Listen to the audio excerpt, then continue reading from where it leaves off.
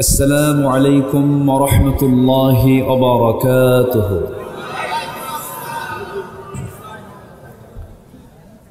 إن الحمد لله الأكرم الذي خلق الإنسان وكرم وعلمه من البيان ما لم يعلم، فسبحان الذي لا يحصى امتنانه باللسان ولا بالقلم. نشهد أن لا إله إلا الله وحده لا شريك له، ونشهد أن سيدنا وحبيبنا ومولانا محمدًا عبده ورسوله، الذي أرسله بالحق بشيرا ونذيرا وداعيا إلى الله بإذنه وسراجا وقمرا منيرا. فقد قال الله تعالى في كلامه المجيد وفرقانه الحميد: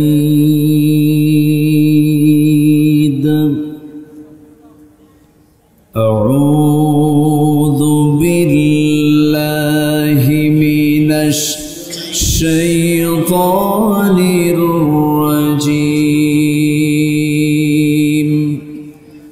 بسم الله الرحمن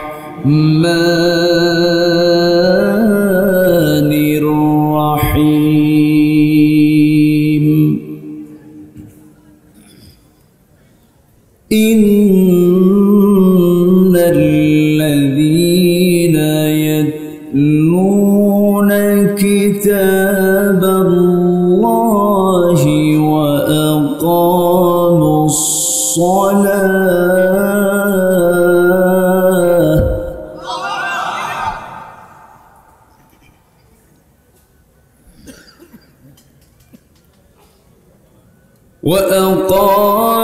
الصلاة وأنفقوا مما رزقناهم سرا وعلانية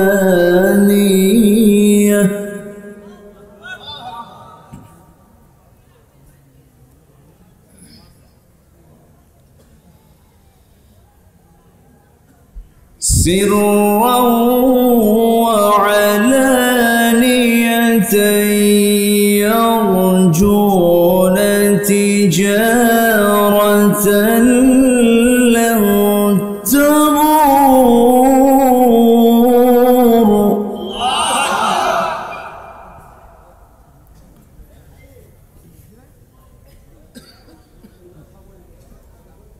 ليوفيهم أجورهم ويزيدهم من فضله.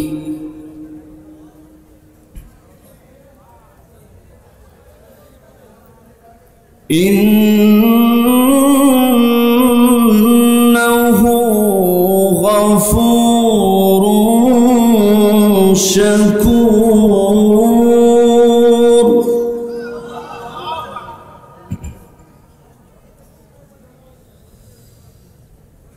الله أكبر. بسم الله الرحمن الرحيم.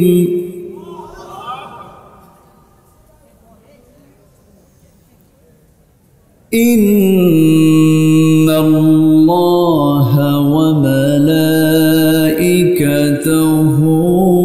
يصلون على النبي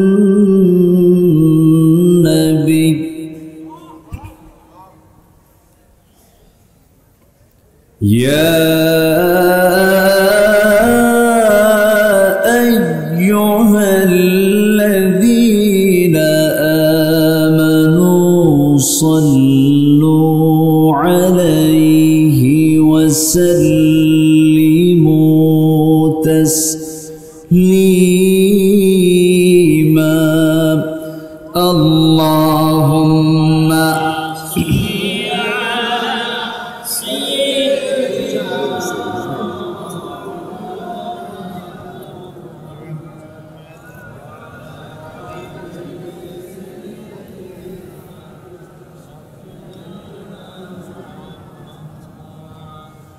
একটু মোহাম্মত দিয়ে নবীর প্রেমে মাতোয়ারা হয়ে জবান খুলে উচ্চ আওয়াজে সবাই বলুন আল্লাহুম্মা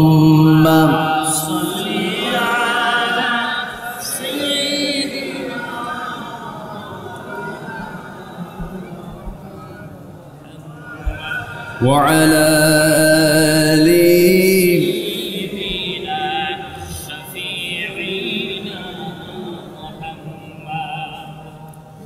فمحمدنا هو سيدنا فالعز لنا لإجابته اللهم صل على سيدنا مولانا محمد وعلى آله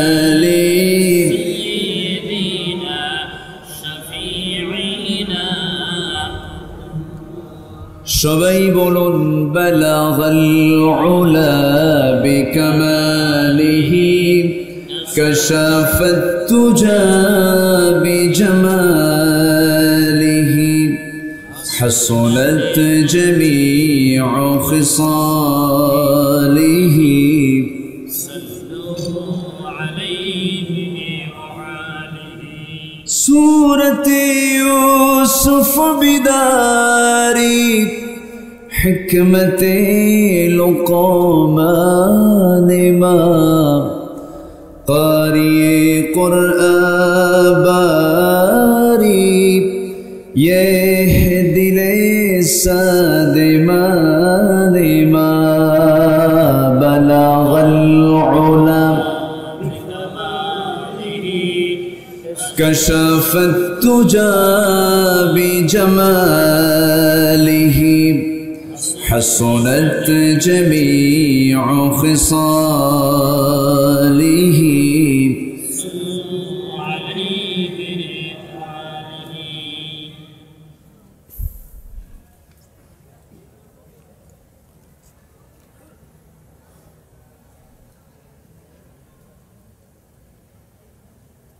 খুলনা অঞ্চলের ঝিনাইদহ জেলার সদর উপজেলার হামদহ কাঞ্চনপুর সরকারি প্রাথমিক বিদ্যালয় মাঠে অনুষ্ঠিত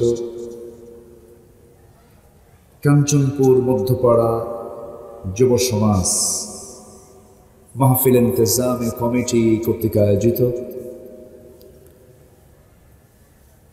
আজকের এই ওয়াজ মাহফিল 2021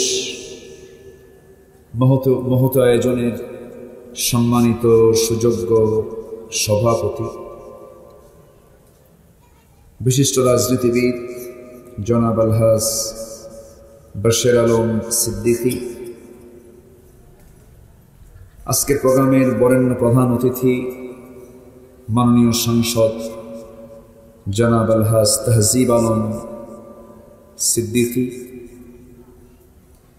আমার পূর্বে কথা বলেছেন নন্দিত আলেমে দ্বীন আমার স্নেহধন্য মাওলানা রবিউল ইসলাম, উপস্থিত হযরত উলামায়ে কেরাম, ফদলায়ে ইজম, বিশেষ করে আমার বামে বসা প্রথিতযশা আলেমে দ্বীন মুহতারাম মাওলানা জুলফিকার আলী, সামনে উপস্থিত আজকের মাহফিলের প্রধান আকর্ষণ যাদেরকে নিয়ে আজকের এই সাজানো একটি বাগান, তাওহীদের পতাকাবাহী, কালেমার ঝান্ডাবাহী, দ্বীন ইসলামের নরশারদুল বীর মুজাহিদ, প্রাণপ্রিয় সম্মানিত দ্বীনী ভাইরা, আড়ালে বসে আছেন শ্রদ্ধেয়া সম্মানিতা মা বোনেরা। আলোচনার প্রথমেই আনুষ্ঠানিকতার মধ্য দিয়ে আমার পক্ষ থেকে আবারও দিল খোলা সালাম, আসসালামু আলাইকুম ওয়া রাহমাতুল্লাহি ওয়া বারাকাতুহু। সবাই কেমন আছেন? আমাকেও প্রশ্ন করেছে, তাহলে প্রমাণ হচ্ছে আপনারা আমাকে ভালোবাসেন। যে আপনি ভালো, আমিও ভালো, আলহামদুলিল্লাহ। সুস্থ মানুষের চাহিদা সীমাহীন, অসুস্থ লোকের চাহিদা একটা, কি হওয়া? সুস্থ হওয়া। এত বড় একটা নিয়ামতকে সাথে নিয়ে আমরা আসতে পেরেছি কোরআনের টানে, জান্নাতের বাগানে। যিনি আসার বসার তৌফিক দিলেন সেই মহান রবের শানে বলছি আলহামদুলিল্লাহ। আবারও বলছি আলহামদুলিল্লাহ। চিৎকার মেরে বলছি আল্লাহুম্মা ইন্নী আসআলুকা আল হুদা ওয়াত তুকা ওয়াল আফাফা ওয়াল গিনা। সবাই বলি আল্লাহুম্মা লাকা আসলামতু ওয়া বিকা আমানতু ওয়া আলাইকা তাওয়াক্কালতু ওয়া ইলাইকা আনাবতু ওয়া বিকা খাসামতু। আমরা আল্লাহ তাআলার শুকর আদায় করে নিলাম। শুকর তো পাবার যোগ্য একমাত্র, কেবলমাত্র, শুধুমাত্র তিনি কে? আসতে বলবেন না, তিনি কে? এই পৃথিবীর সকল কিছুর মালিক কে? সৃষ্টি করেছেন কে? প্রকৃত স্রষ্টা কে হতে পারেন? আমাকে বানিয়েছেন কে? সকল প্রাণীর রব কে? সকল প্রাণীকে খাওয়ান কে? আকাশ চালান, জমিন চালান, সূর্য চালান, চন্দ্র চালান, 7 সমুদ্র চালান। আমার প্রাণ কার হাতে? সবই তো আল্লাহ। প্রশংসা পাবার যোগ্য কে? অনেক বক্তা আছে মাঠ কাঁপানো, বটতলায় দাঁড়ায়া আগুন ছড়ানো বক্তৃতা দেন, কিন্তু আল্লাহর নাম নিতে কৃপণতা করেন। আছে না নাই? আল্লাহর নাম নিলে জঙ্গি জঙ্গি গন্ধ হয়, এরকম আছে না নাই? আচ্ছা, যারা আল্লাহ নামের ভিতরে মৌলবাদী জঙ্গিবাদীর গন্ধ খুঁজে পান, তারা জান্নাত খুঁজে পাবেন না। সর্বশক্তিমান আল্লাহর নামে, সর্বশক্তিমান সৃষ্টিকর্তার নামে শুরু করছি, এটা বলে যত সওয়াব হবে তার চেয়ে বেশি সওয়াব হবে বিসমিল্লাহির রহমানির রহিম। বাংলা কয়, আরবি বলতে চায় না, এরকম লোক আছে না নাই? আচ্ছা, না। এই ক্ষেত্রে কৃপণ হলে আল্লাহ জান্নাত দিতে কৃপণ হয়ে যাবে। এই জন্য আল্লাহর নাম নিতে কোনো কৃপণতা করা যাবে না। আমি আলোচনার সূচনায় কোরআনে কারীমের 35 নম্বর সূরা, মক্কি সূরা, 45টা আয়াত, 5টা রুকু, একটা আমি আয়াতের ভিতর থেকে 29 নম্বর আয়াত আমি তেলাওয়াত করেছি এবং 30 নম্বর আয়াত তেলাওয়াত দিয়ে শুরু করেছি। সূরাটার নাম হলো সূরাতুল ফাতির। সূরাতুল ফাতির, ফাতির মানে হলো আদি সৃষ্টিকর্তা। সৃষ্টিকর্তা কে? সৃষ্টি করেছেন সকল কিছু কে? এই সূরার নামকরণটা হয়েছে প্রথম আয়াত থেকে। আল্লাহ রাব্বুল আলামিন বলেন, আলহামদুলিল্লাহিল্লাযী ফাতিরিস সামাওয়াতি ওয়াল আরদি জাইলিল মালাইকাতি রুসুলা। আল্লাহ রাব্বুল আলামিন, সকল প্রশংসা সেই মহান রবের জন্য যিনি আসমান এবং জমিন সৃষ্টি করেছেন এবং ফেরেশতাগুলোকে বানিয়েছেন কে? ফেরেশতার সৃষ্টিকারী কে? আল্লাহ। সকল কিছুর মালিকানা কার? আল্লাহর। এই আলহামদুলিল্লাহ দিয়ে সূরা ফাতিহা শুরু হয়েছে। সবাই ঠোঁট মিলিয়ে বলুন আলহামদুলিল্লাহি রাব্বিল আলামিন। এটি একটি পরিপূর্ণ আয়াত। আমার আল্লাহর একটি পরিপূর্ণ পরিচয় একটা আয়াতই পাওয়া যায়। এমন রব, শুধু একটা জগৎ নয়, সকল জগতের তিনি রব। জোরে বলে সুবহানাল্লাহ।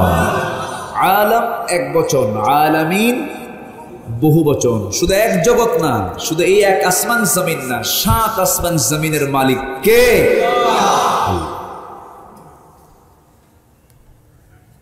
আমার ভাইরা,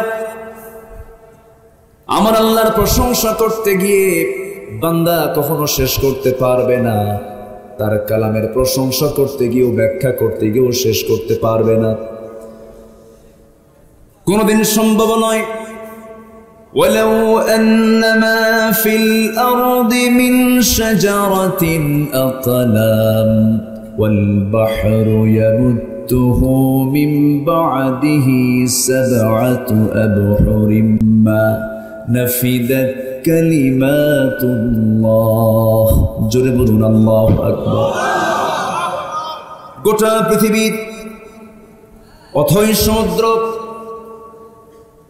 সমস্ত জলরাশি যদি কালি হয়ে যায়, আর সমস্ত বৃক্ষরাজিকে যদি কলম বানিয়ে দেওয়া হয়, আমার রবের প্রশংসা, আমার রবের কালিমার ব্যাখ্যা লেখা যদি শুরু হয়ে যায়, সকল পানিরূপী কালিগুলো নিঃশেষ হয়ে যাবে, কিন্তু আমার রবের প্রশংসা, তার কালিমার ব্যাখ্যা লেখা কখনো শেষ করা যাবে না। জোরে বলি সুবহানাল্লাহ। তিনি আমার কে? তিনি আমার কে? সে আল্লাহ আমাকে যে কিতাবটা দিয়েছেন, এই কিতাবের নাম কি? আরো জোরে। এই পৃথিবীতে সবচেয়ে বেশি পড়া হয় কোন বই, কোন কিতাব? সবচেয়ে বিক্রি বেশি হয় কোন কিতাব? সবচেয়ে বেশি রিসার্চ হয় বেশি কোন কিতাব? চিন্তা করুন। এবং পৃথিবীতে এমন কোন সেকেন্ড বই নাই যার শুরু থেকে শেষ পর্যন্ত মানুষের সিনায় আছে, মুখস্থ আছে, মেমোরি হয়ে আছে, একমাত্র কোরআন। সুবহানাল্লাহ বলবেন না? কোন ধর্মগ্রন্থ পৃথিবীতে নাই যে ধর্মগ্রন্থের একজন মুখস্থকারী লোক খুঁজে পাওয়া যাবে, কিন্তু কোরআনের হাফেজ আছে কোটি কোটি। কথা কি বোঝা যায়? আচ্ছা, একটু জোর হবে, একটু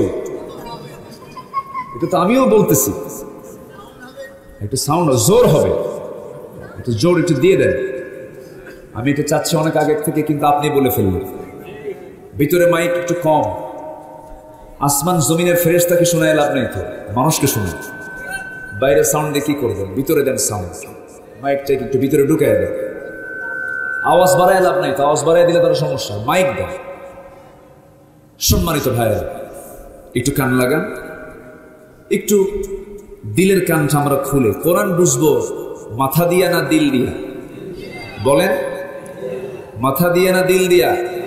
কোরআন নাজিল হয়েছে আমার নবীর মাথায় না দিলে? দিলে নাজিল হয়েছে, এজন্য দিল দিয়ে বুঝতে হবে। পৃথিবীর সকল জ্ঞান মাথা দিয়া, আর কোরআন হলো দিল দিয়া। জোরে বলে সুবহানাল্লাহ। তাহলে মজা পাওয়া যাবে। তাহলে কি পাওয়া যাবে? মজা পাওয়া যাবে। যারা কোরআনের ভুল ধরতে আসে ওরা মাথা দিয়ে পড়ে, ওরা দিল দিয়ে পড়ে না, এই জন্য ওদের মাথায় ঢোকেও না। আমরা কোরআন পড়বো মাথা দিয়া না দিল দিয়া?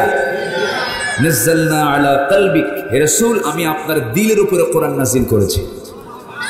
লা তুহাররিক লিসানাকা লিতা'জালা বিহি, অতএব আপনি এত অস্থির হয়ে যাবেন না, আমি আপনার সিনার ভিতরে আমি আল্লাহ এটাকে জমা করে দেব, সংরক্ষণ করে দেব। কার কথা? আল্লাহর কথা। ছোট্ট ছোট্ট বাচ্চারা 30 পারা কোরআন মুখস্থ করে। আপনাদের দয় আমার একটা ছোট্ট ছেলে আল্লাহ পাক আমাকে দান করেছেন, ও এই কয়েক মাসে 8 পারা মুখস্থ করে ফেলেছে। আমি বললাম, আব্বু তোমার কঠিন মনে হয় না? কাব্য যত পড়ি তত সহজ মনে হয়। কোরআন কত সহজ একটা কিতাবের নাম, আলহামদুলিল্লাহ বলবেন না? আর চাচার বয়স 70 হয়ে গেছে, চাচা কোরআন পড়তে পারে না। কিন্তু চাচাকে যদি বলা হয়, চাচা আপনার বাড়ির সামনে যে 3 বিঘা জমি আছে ওটার দাগ নাম্বার কত? 73। দাগ নাম্বার জানে, খতিয়ান জানে, CSRS MR সব টনটনা মুখস্থ। চাচা একটু কোরআন পড়েন, বাবা মুখে আসে না, বাবা আসে না নাই? এটা কি চেষ্টার কমতি আসে না নাই? আচ্ছা আমার ভাইয়েরা, আল্লাহ রাব্বুল আলামিন এই কিতাবের পরিচয় দিয়েছেন। আল্লাহর পরিচয় তো আমরা জানলাম, একটা আয়াত খুব কমন, যা ছাড়া নামাজ হয় না, লা সালাতা ইল্লা বিফাতিহাতিল কিতাব। সেই সূরা ফাতিহার ভিতরে প্রথম আয়াতে আমরা আল্লাহর পরিচয়, মূল পরিচয়টা পেয়ে গেলাম। আমার আল্লাহকে, আমার আল্লাহ হলেন গোটা জগতের তিনি রব। আর এই কোরআনটা কি যিকরুল লিল আলামিন, গোটা জগতের জন্য এটা হলো জিকির। জোরে বলি সুবহানাল্লাহ। আর আমার নবীর পরিচয় হলো কি? আল্লাহর পরিচয়টাও জানলাম, এরপরে কিতাবের পরিচয়টাও জানলাম। আর আমার নবীর পরিচয় হলো ওয়ামা আরসালনাকা ইল্লা রাহমাতাল লিল আলামিন। জোরে বলুন আল্লাহু আকবার। আমার নবীজি হলেন গোটা বিশ্ব জগতের জন্য রহমত, গোটা পৃথিবীর সকল জগতের জন্য তিনি রহমতের নবী। রহমত করে পাঠানো হয়েছে, বরকত করে পাঠানো হয়েছে। সেই নবীর জন্ম কোন মাসে? এই মাসের নামটা কি? জন্মের মাস রবিউল আউয়াল, মৃত্যুর মাস রবিউল আউয়াল। রবিউল আউয়াল মাসে নবীর জন্ম হয়েছে, নবীর মৃত্যু হয়েছে। সিরাতগুলো আমরা জানবো, কিন্তু আমার দেশে সিরাত জানবো কখন? মিলাদ আর সিরাত নিয়ে মারামারি, ঠিক কিনা?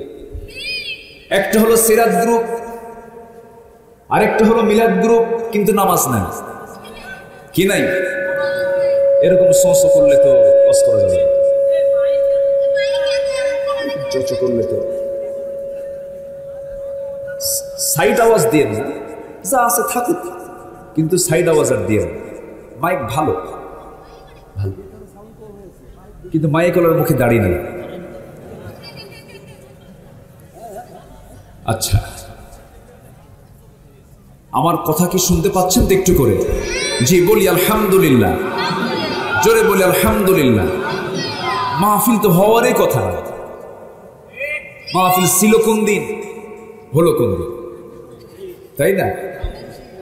আবার ডানে এতগুলো ক্যামেরা আসছে, বামে এতগুলো ক্যামেরা আসছে। ক্যামেরার চোখ দেখে তো ভয়ও লাগে। দেখেন কতগুলো চোখ আমার দিকে চায় আছে। আপনারা কয়জন আসছেন? কয়েক হাজার মানুষ হয়তো হবেন, কিন্তু এই ক্যামেরা দিয়ে কোটি কোটি মানুষকে তারা কোরআনের আলোচনাগুলো শোনাবে। বলি আলহামদুলিল্লাহ। আবার মাহফিলের 12টা এরাই বাজায়,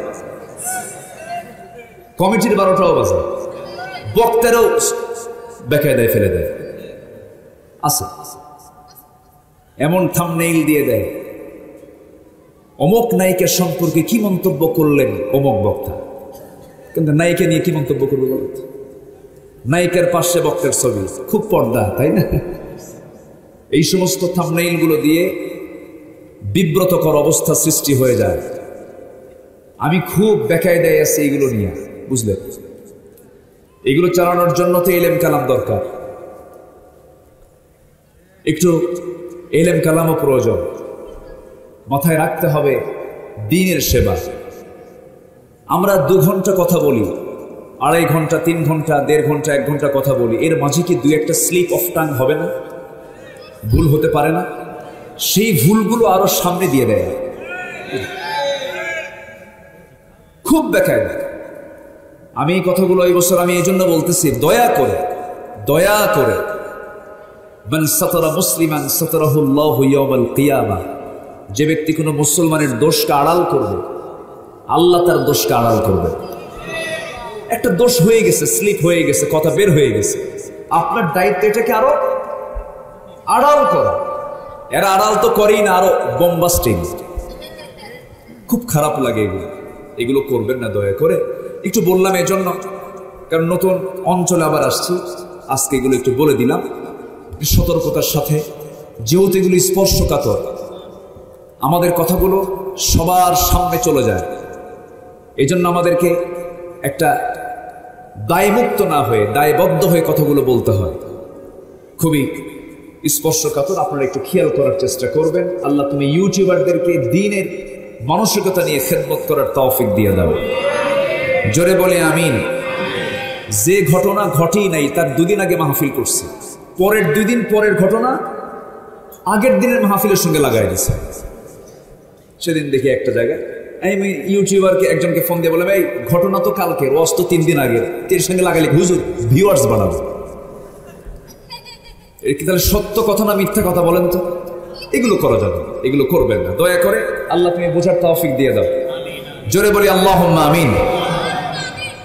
সম্মানিত ভাইরা, ঝিনাইদহ একটি বরকতি এলাকা, বলি আলহামদুলিল্লাহ।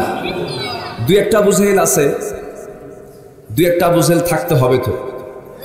2-1 আবু জেহেল আছে না নাই? আছে না নাই? আচ্ছা, ওগুলো কিছু না, ওগুলো সব ঠিকঠাক হয়ে যাবে। দেখতে পাচ্ছেন না? আচ্ছা, এখন দেখা যায়?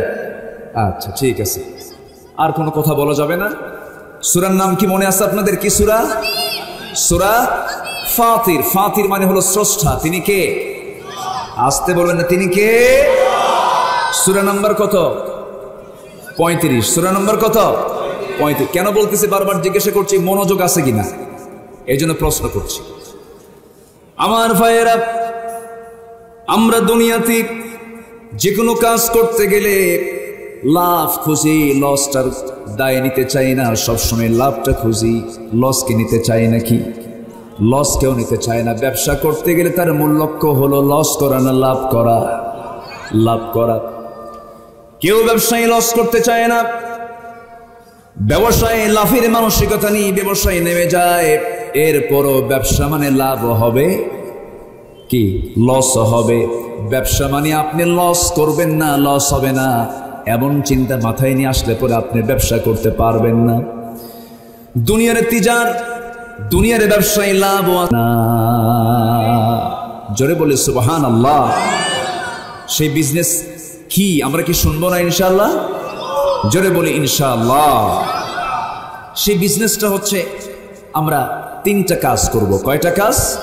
3টা কাজ করলে আমাদের সেই ব্যবসায় কোনো লস হবে না। আসুন ধীরে ধীরে আমরা মূল আলোচনার দিকে আস্তে আস্তে চলে যাচ্ছি, আয়াতের দিকে চলে যাচ্ছি। আল্লাহ রাব্বুল আলামিন সুন্দর করে বলছেন, ইন্নাল্লাযীনা ইয়াতলুনা কিতাবাল্লাহি ওয়া আকামুস সালাতা ওয়া আনফাকু মিম্মা রাযাকনাহুম সিররান ওয়া আলানিয়াহ وأنفقوا مما رزقناهم سرا وعلانية يرجون تجارة لن تبور। জোরে বলুন আল্লাহু আকবার।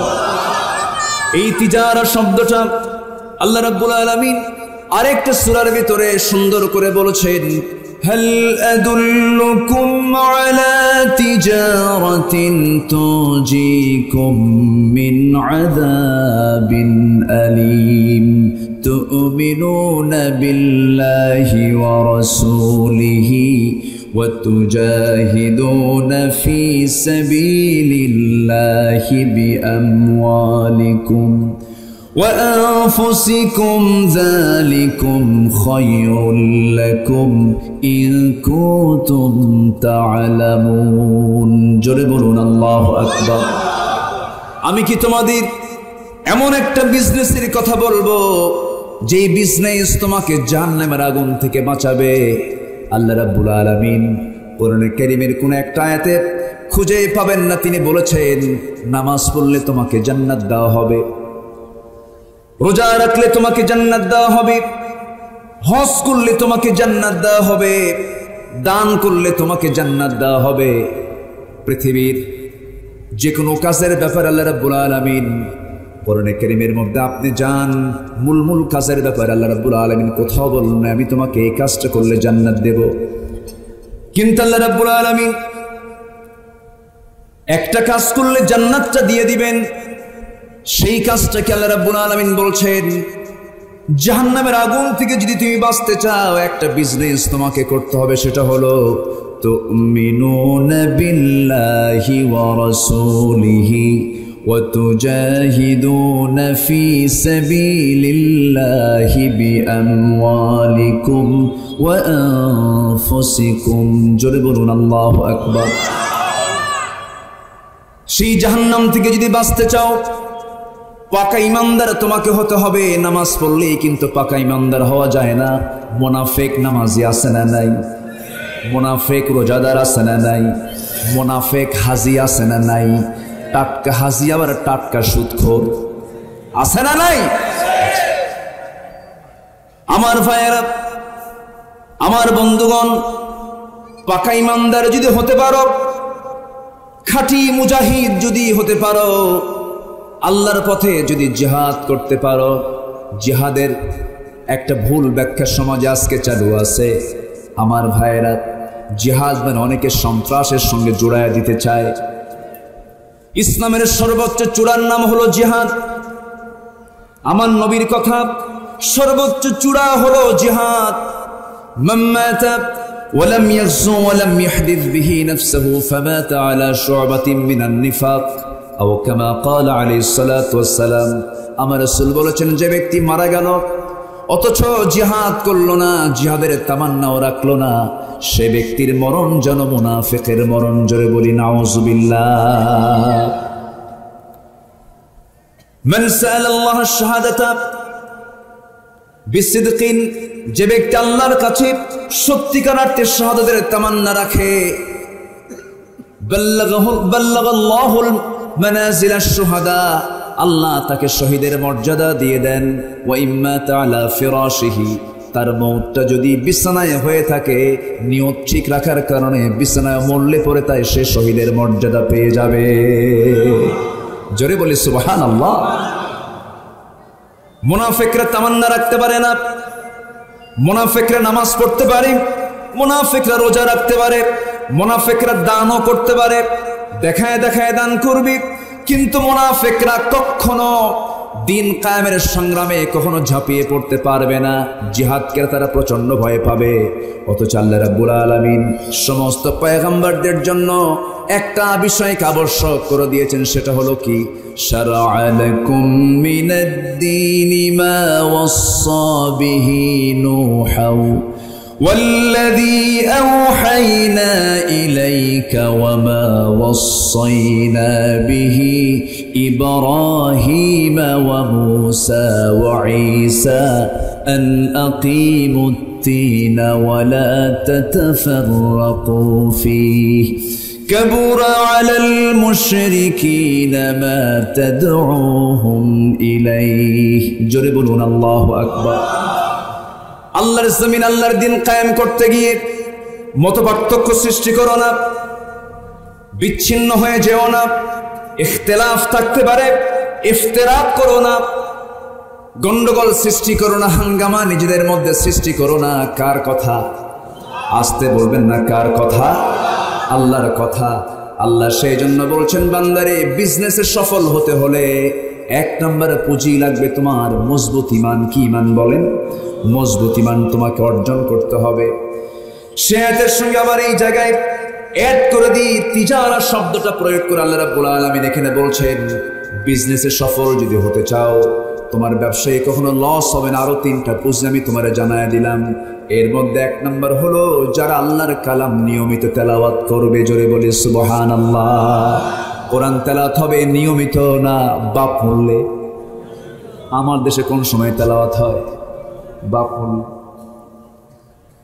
বাপ মরে গেলে তেলাওয়াত হয়, কুলখানি হয়। কি খানি? কুলখানি হয়, চল্লিশা হয়। কিন্তু কোরআন তো মরা মানুষের তেলাওয়াতের জন্য আসে নাই। কোরআন তো জিন্দা লোকের জন্য এসেছে। লিয়ুনযিরা মান কানা হাইয়া, জিন্দা লোকের জন্য কোরআন নাজিল হয়েছে, মরা লোকের জন্য কোরআন নাজিল হয় নাই। কোরআনটা নিয়মিত পড়তে হবে। একজন তাবীর কথা মনে পড়ে গেল। সেই তাবীর একজন সাহাবীর ছেলে, একজন মহিলা সাহাবীর ছেলে, আমার নবীজির অত্যন্ত প্রিয় সাহাবী, যাকে হাওয়ারি বলা হয়। জুবাইর ইবনে আওয়াম রাদিয়াল্লাহু তাআলা আনহু, তার বাবা তার মা হচ্ছেন আসমা বিনত আবু বকর রাদিয়াল্লাহু তাআলা আনহা, তার দাদি হচ্ছেন আমার নবীজির ফুফু সাফিয়া বিনত আব্দুল মুত্তালিব। এত দামি পরিবারের সন্তান তিনি ছিলেন। একজন তাবেঈ উরওয়া ইবনে জুবাইর রাহমাতুল্লাহ আলাইহি, তার একটা ব্যক্তিগত আমল ছিল। জীবনের ৭১ বছর বয়স পর্যন্ত তিনি জীবিত ছিলেন। গোটা জিন্দেগি প্রত্যেকটা দিন দিনের বেলা ৭.৫ পারা আর রাত্রিবেলা ৭.৫ পারা কোরআন তিনি নামাজে পড়ে নিতেন। একটা দিন বাদ পড়ে নেই। সুবহানাল্লাহ বলবেন না? আর আমার এমনি সস্তা জান্নাত খুঁজি। ৭১ বছর বয়সে তিনি ইন্তেকাল করেছেন। প্রাপ্তবয়স্ক সময় থেকে শুরু করে নিয়ে মৃত্যুর দিন পর্যন্ত একটা দিন তিনি এই আমলটা বাদ দিলেন না। প্রত্যেকটা দিন দেখে দেখে তেলাওয়াত করতেন ৭.৫ পারা, আর নামাজে তেলাওয়াত করতেন ৭.৫ পারা, ১৫ পারা। মাসে ১৫ পারা কোরআন তার খতম হয়ে যেত। মাসে ১৫ বার কোরআন তার খতম হয়ে, ১৫ বার কয়বার? আর জীবনে এক খতম হয় না। এরকম পাবলিক আমার দেশে আছে না? নাই? কম না বেশি? শেষ নবীর উম্মত, জান্নাত তো যাবো, এরকম আছে না? কিছু আছে না? আমার ভাইয়ের আমল বাড়াতে হবে। এই কিতাবের সঙ্গে সম্পর্ক যার বেশি, আল্লাহর সঙ্গে সম্পর্ক তার বেশি। এটা হলো আল্লাহর চিঠি। কার চিঠি বলেন? আসতে বলবেন না, কার চিঠি? فأين تذهبون إن هو إلا ذكر للعالمين লিমান শাআ মিনকুম আইয়াস্তাকিম। কোন দিকে দৌড়াও? এটাই তো তোমার জন্য জিকির। চুপ থাকলে ফিকির, কথা বললে জিকির, চুপ থাকলে ফিকির করতে হবে। আল্লাহ রাব্বুল আলামিন আরেক জায়গায় বলছেন ফিকির আর জিকির কখন করবা? আল্লাযীনা ইয়াযকুরুনাল্লাহা কিয়ামান ওয়া কুউদান ওয়া আলা জুনুবিহিম ويتفكرون في خلق السماوات والأرض ربنا ما خلقت هذا باطلا سبحانك فقنا عذاب النار جربون الله أكبر। যারা দাঁড়িয়ে বসে জিকির করে, কার কার জিকির? আল্লাহর জিকির করে আর ফিকির করে চুপ থেকে। আর ফিকির করতে করতে বলে আল্লাহ কি সুন্দর আকাশ বানিয়েছো, কি সুন্দর জমিন বানিয়েছো, আমার কি সুন্দর টানা টানা দুইটা চোখ দিয়েছো, সুন্দর দুটি কান দিয়েছো, সুন্দর দুটি ঠোঁট দিয়েছো, সুন্দর একটা স্বাদ নেবার জন্য জিহ্বা দিয়েছো। জিহ্বার ভিতরে, প্রত্যেকটা জিহ্বার ভিতরে ৩,০০০-এরও বেশি স্বাদ করে আমার আল্লাহ দিয়েছেন। জোরে বলি সুবহানাল্লাহ। আমি কি জিহ্বার প্রশংসা করব না আল্লাহর প্রশংসা করব? আমি কি নারীর চেহারা দেখে তার প্রশংসা করব না আল্লাহর প্রশংসা করব? স্ত্রীর চেহারার দিকে তাকাবো, কলেজা ঠান্ডা হয়ে যাবে। স্ত্রীকে দেখে খুশি হয়ে বলবো আল্লাহ তুমি এই মহিলাকে কত সুন্দর করে আমার জন্য বানিয়েছো, আলহামদুলিল্লাহ। জোরে বলেন সুবহানাল্লাহ। কিন্তু মেয়ে দেখলে তা আল্লাহরে ভুলে যায়। মেয়েটা বানালো যে আল্লাহ, সে আল্লাহর নাম মনে থাকে না। মেয়েরা পাইয়া আমি তোমার ছাড়া বাস নই না, আছে না নাই? অথচ আল্লাহ কত সুন্দর করে নারীকে বানালেন, কত সুন্দর করে সাজালেন, কত সুন্দর লম্বা নাক দিলেন, ডাহুক চোখ দিলেন, প্রশস্ত কপাল দিলেন, যুগল ভ্রু দিলেন, কি সুন্দর চেহারা বানিয়ে দিলেন, ললাটে দিলেন, কত সুন্দর চিকন দুটি ঠোঁট দিয়ে দিলেন, লম্বা কালো কেশ দিলেন। এত সুন্দর করে বানায়া বলেন আল্লাহ ও বান্দা তুই তোর জন্য আমি আকর্ষণ করে দিয়েছি। যুইয়িনা লিন-নাসি হুব্বুশ শাহাওয়াতি মিনান নিসা। এত সুন্দর করে বানিয়ে দিলাম বান্দারে। নারীর দিকে তুই তাকা, মার দিকে তাকা, মেয়ের দিকে তাকা, বোনের দিকে তাকা, খালার দিকে তাকা, ফুফুর দিকে তাকা, ভাতিজির দিকে তাকা, ভাগিনীর দিকে তাকা, পরের বইয়ের দিকে তাকাবি। দেখেন অনেকে চুপ করে আছে, তাকায়, তাকাবি। কার কথা? আসতে বলবেন না, কার কথা? মেয়েদের দিকে তাকানো ফরজ, মার দিকে তাকানো ফরজ না? মার দিকে তাকাতে হবে না? নজর দিতে হবে না? নজর দিতে হবে। বসে বসে। আপনারা কষ্ট পাচ্ছেন? কোন অসুবিধা, কোন চিন্তা আছে তো? গোটা রাত তো আছে, কালকে তো অফিসও নাই, কালকে শুক্রবার। বলি আলহামদুলিল্লাহ। পাশে পুকুরও আছে, উজু করার জায়গাও আছে, বলি আলহামদুলিল্লাহ। সবই আছে, এত সুন্দর পরিবেশ। The gentle bridge is blowing. একটা সুন্দর, গতকালকে বৃষ্টি না হলে তো আজকে ঠান্ডা পেতাম না, দারুণ গরম ছিল, আল্লাহ ঠান্ডা করে দিয়েছেন জমিন। জোরে বলি সুবহানাল্লাহ। ঠান্ডা থেকে গরম করেন কে? গরম থেকে ঠান্ডা করেন কে? তিনি আমার রব। কি সুন্দর করে আল্লাহ পাক আমাকে বানালেন, সে আল্লাহকে ভোলা যাবে না। আমাকে বানিয়েছেন কে? যিনি ফাতির। যিনি কি? ফাতির। সূরার নাম কি? ফাতির। সম্মানিত ভাইয়েরা, উরওয়া ইবনে জুবায়ের প্রত্যেক দিন আমল করতেন। 7.5 পারা কোরআন দিনে পড়তেন, 7.5 পারা কোরআন রাতে নামাজে তেলাওয়াত করতেন। এটি কি অনিয়মিত না নিয়মিত? নিয়মিত তিনি সারা জীবন আমল করেছেন। একদিন তিনি বাদ দিয়েছেন, একদিন বাদ পড়েছিল। কয়দিন? একদিন বাদ পড়েছিল। একদিন বাদ পড়লো কেমনে? ওই সময়ের খলিফাতুল মুসলিমিন, খলিফা তাকে রাজকীয় মেহমান করে দাওয়াত দিলেন। মেহমান হয়ে তিনি একটা সন্তানকে, তার 4টা সন্তানের মধ্যে একটা সন্তানকে নিয়ে চলে গেলেন রাজদরবারে। রাজদরবারে গিয়ে বসে পড়লেন। ছেলেটা তার হাত ছাড়া হয়ে গেল। রাজদরবারে যে জায়গায় ঘোড়া থাকে, ঘোড়ার ঘরে আস্থা বলে, তার সেই ছেলেটা ঢোকা মাত্রই একটা বেকায়দার ঘোড়া তার বুকে লাথি মেরে ফেললো। লাথি মারার সঙ্গে সঙ্গে ছেলেটা সেখানে পড়ে মারা গেল। মৃত্যুর সংবাদ উরওয়া ইবনে জুবাইরের কানে যখন চলে গেল, ইন্না লিল্লাহ বললেন। সন্তান দাওয়াত খেতে এসে মারা গেল, সন্তান লাশ হয়ে মারা গেল, লাশ হয়ে গেল। জানাজা কাফন দাফন শেষ করে তিনি ফিরে আসতেছেন। এমন সময় প্রচন্ড ব্যথা তার পায়ে। এক পর্যায়ে ডাক্তার বলে দিল, উরওয়া বিন জুবাইর, তোমার তো একটা পায়ে জটিল রোগ ধরা পড়েছে, তোমার পায়ে ক্যান্সার হয়ে গেছে। তোমার পাটা না কাটা পর্যন্ত এই জিনিসটা গোটা শরীরে ঢুকে পড়লে পরে তুমি মারা যাবে, তোমার পাটা কাটতে হবে। কি করো তুমি, কি সিদ্ধান্ত নিতে যাচ্ছ? তিনি বললেন, ঠিক আছে, আমি প্রস্তুত আছি। কিন্তু শল্য ডাক্তাররা যখন চিকিৎসা করতে নিয়ে যখন বলেন পাটা কাটতে হবে, শর্ত হলো তোমাকে অজ্ঞান করার জন্য মদ্যপান করতে হবে। তিনি বললেন, মইরা যাবো কিন্তু মদ খাবো না। সুবহানাল্লাহ বলবেন না? একটু মদ পান করতে হবে। তিনি বললেন, না, তোমরা আমার চেতনা নাশক কোনো কিছু দেওয়ার দরকার নাই, আমার তৃপ্তির কোরআন তেলাওয়াত করব, তোমরা আমার পাটা কেটে ফেলবে। ইন্নাল্লাযীনা ইয়াতলুনা কিতাবাল্লাহ, নিঃসন্দেহে যারা তেলাওয়াত করবে কার কিতাব? আসতে বলবেন না, কার কিতাব? তেলাওয়াত করলে কোনো লস না লাভ? লস না লাভ? লাভ। আমার ভাইয়েরা, আমার বন্ধুগণ, একটু কান লাগিয়ে মনোযোগ দিয়ে শোনার চেষ্টা করুন। উরওয়া ইবনে জুবাইর রাহমাতুল্লাহ আলাইহি মদ্যপান করলেন না, তাকে চেতনানাশক ওষুধ দেওয়া হলো, তিনি তাও গ্রহণ করলেন না। তিনি আল্লাহর কালামটা হাতের মধ্যে নিলেন।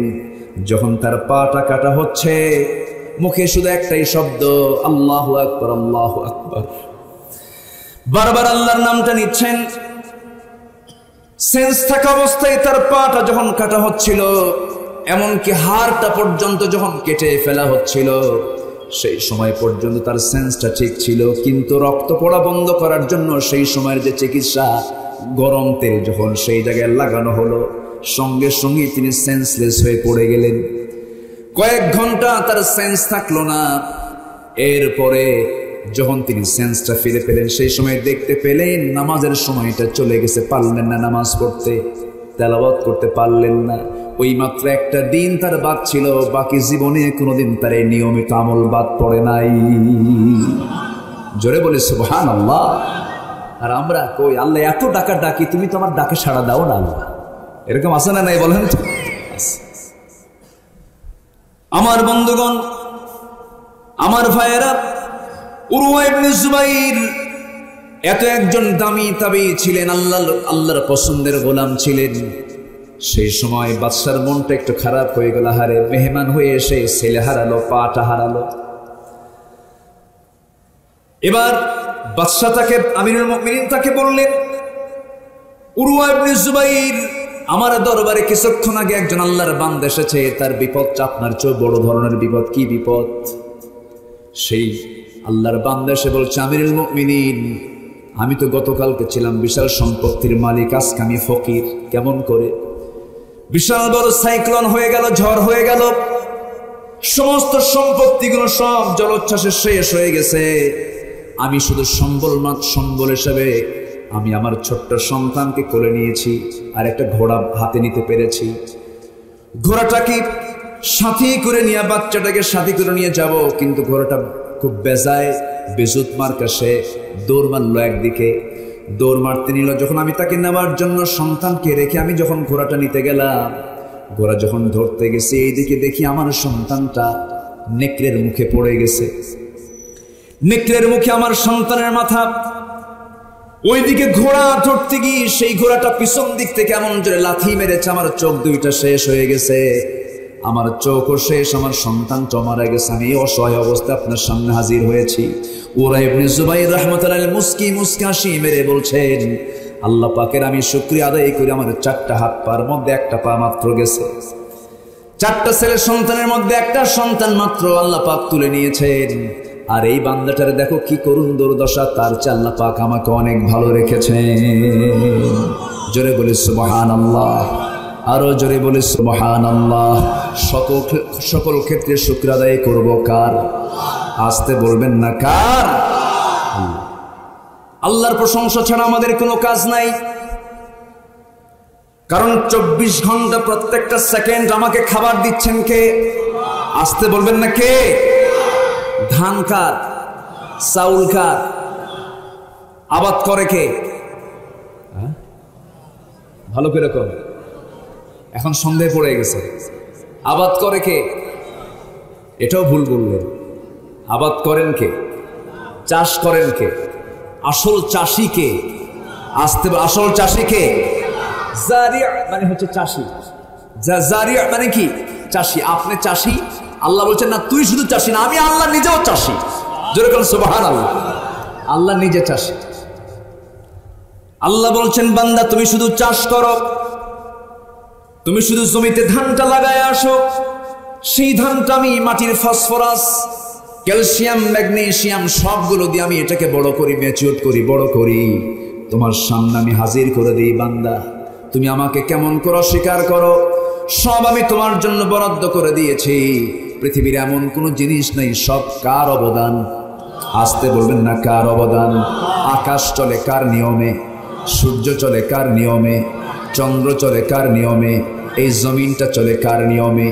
এই চোখটা যে নড়াচড়া করছে কার নিয়মে? আমার রক্তের প্রবাহ, রক্তনালী চলছে কার নিয়মে?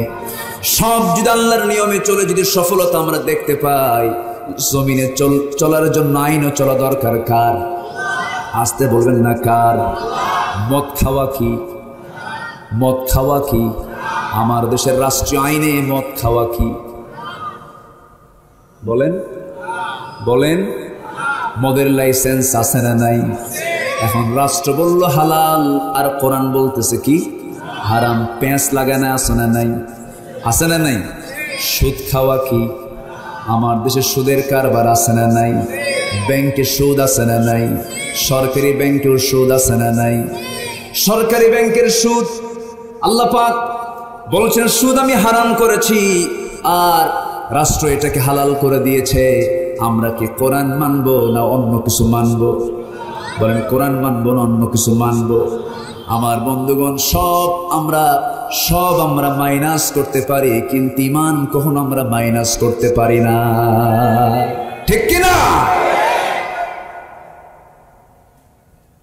যার কাছে রাষ্ট্র বড় আর ধর্ম ছোট, সে তো ঈমানদার হতে পারে না। ধর্ম বড়, ঠিক কি না? ধর্ম আছে, অস্তিত্ব আছে, ধর্ম নাই তোর অস্তিত্ব নাই। বলে যে রাষ্ট্রে ধর্মের প্রয়োজন নেই। ধর্ম লাগে না কোথায়? ধর্ম সব জায়গায় দরকার আছে না নাই? যারা এই সমস্ত কথা বলে যে অমুক জায়গায় ধর্মের প্রয়োজন নেই, কুত্তা বিদায়ের মতো বিদায় করা দরকার তাদের। কষ্ট পাচ্ছেন আপনারা? দুঃখ লাগে। সম্মানিত ভাইয়েরা, সম্মানিত বন্ধুগণ,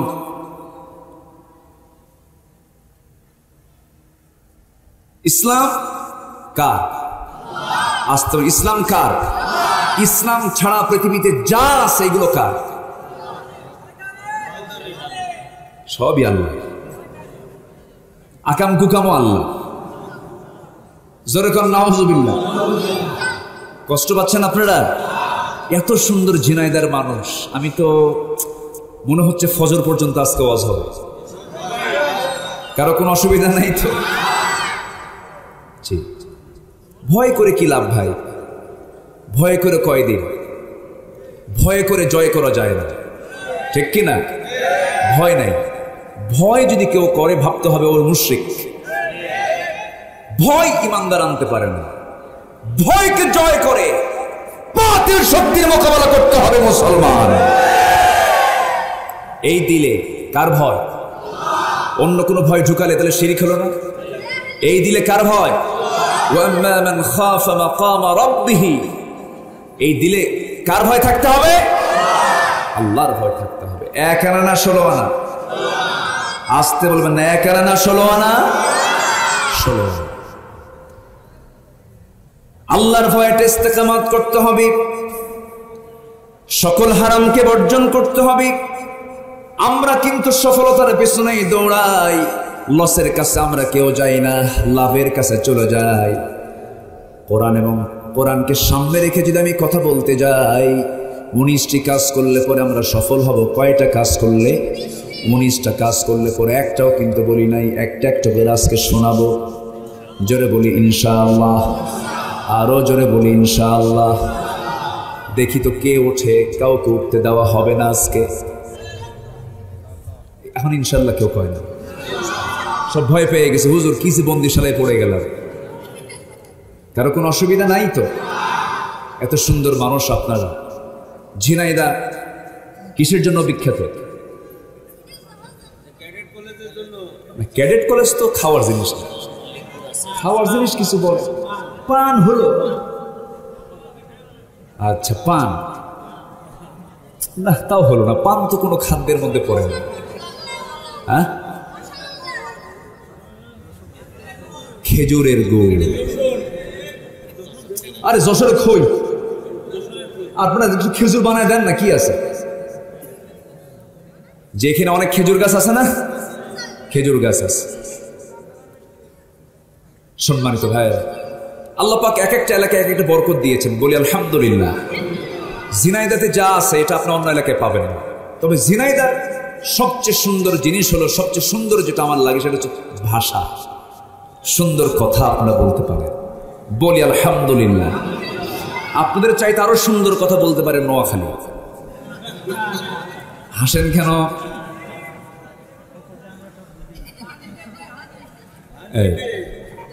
চট্টগ্রাম তারও জটিলতা, সিলেটে কোনো কথাই নেই। এত জটিল ভাষা, মালাকুল মওতের বুঝতে কষ্ট হয়।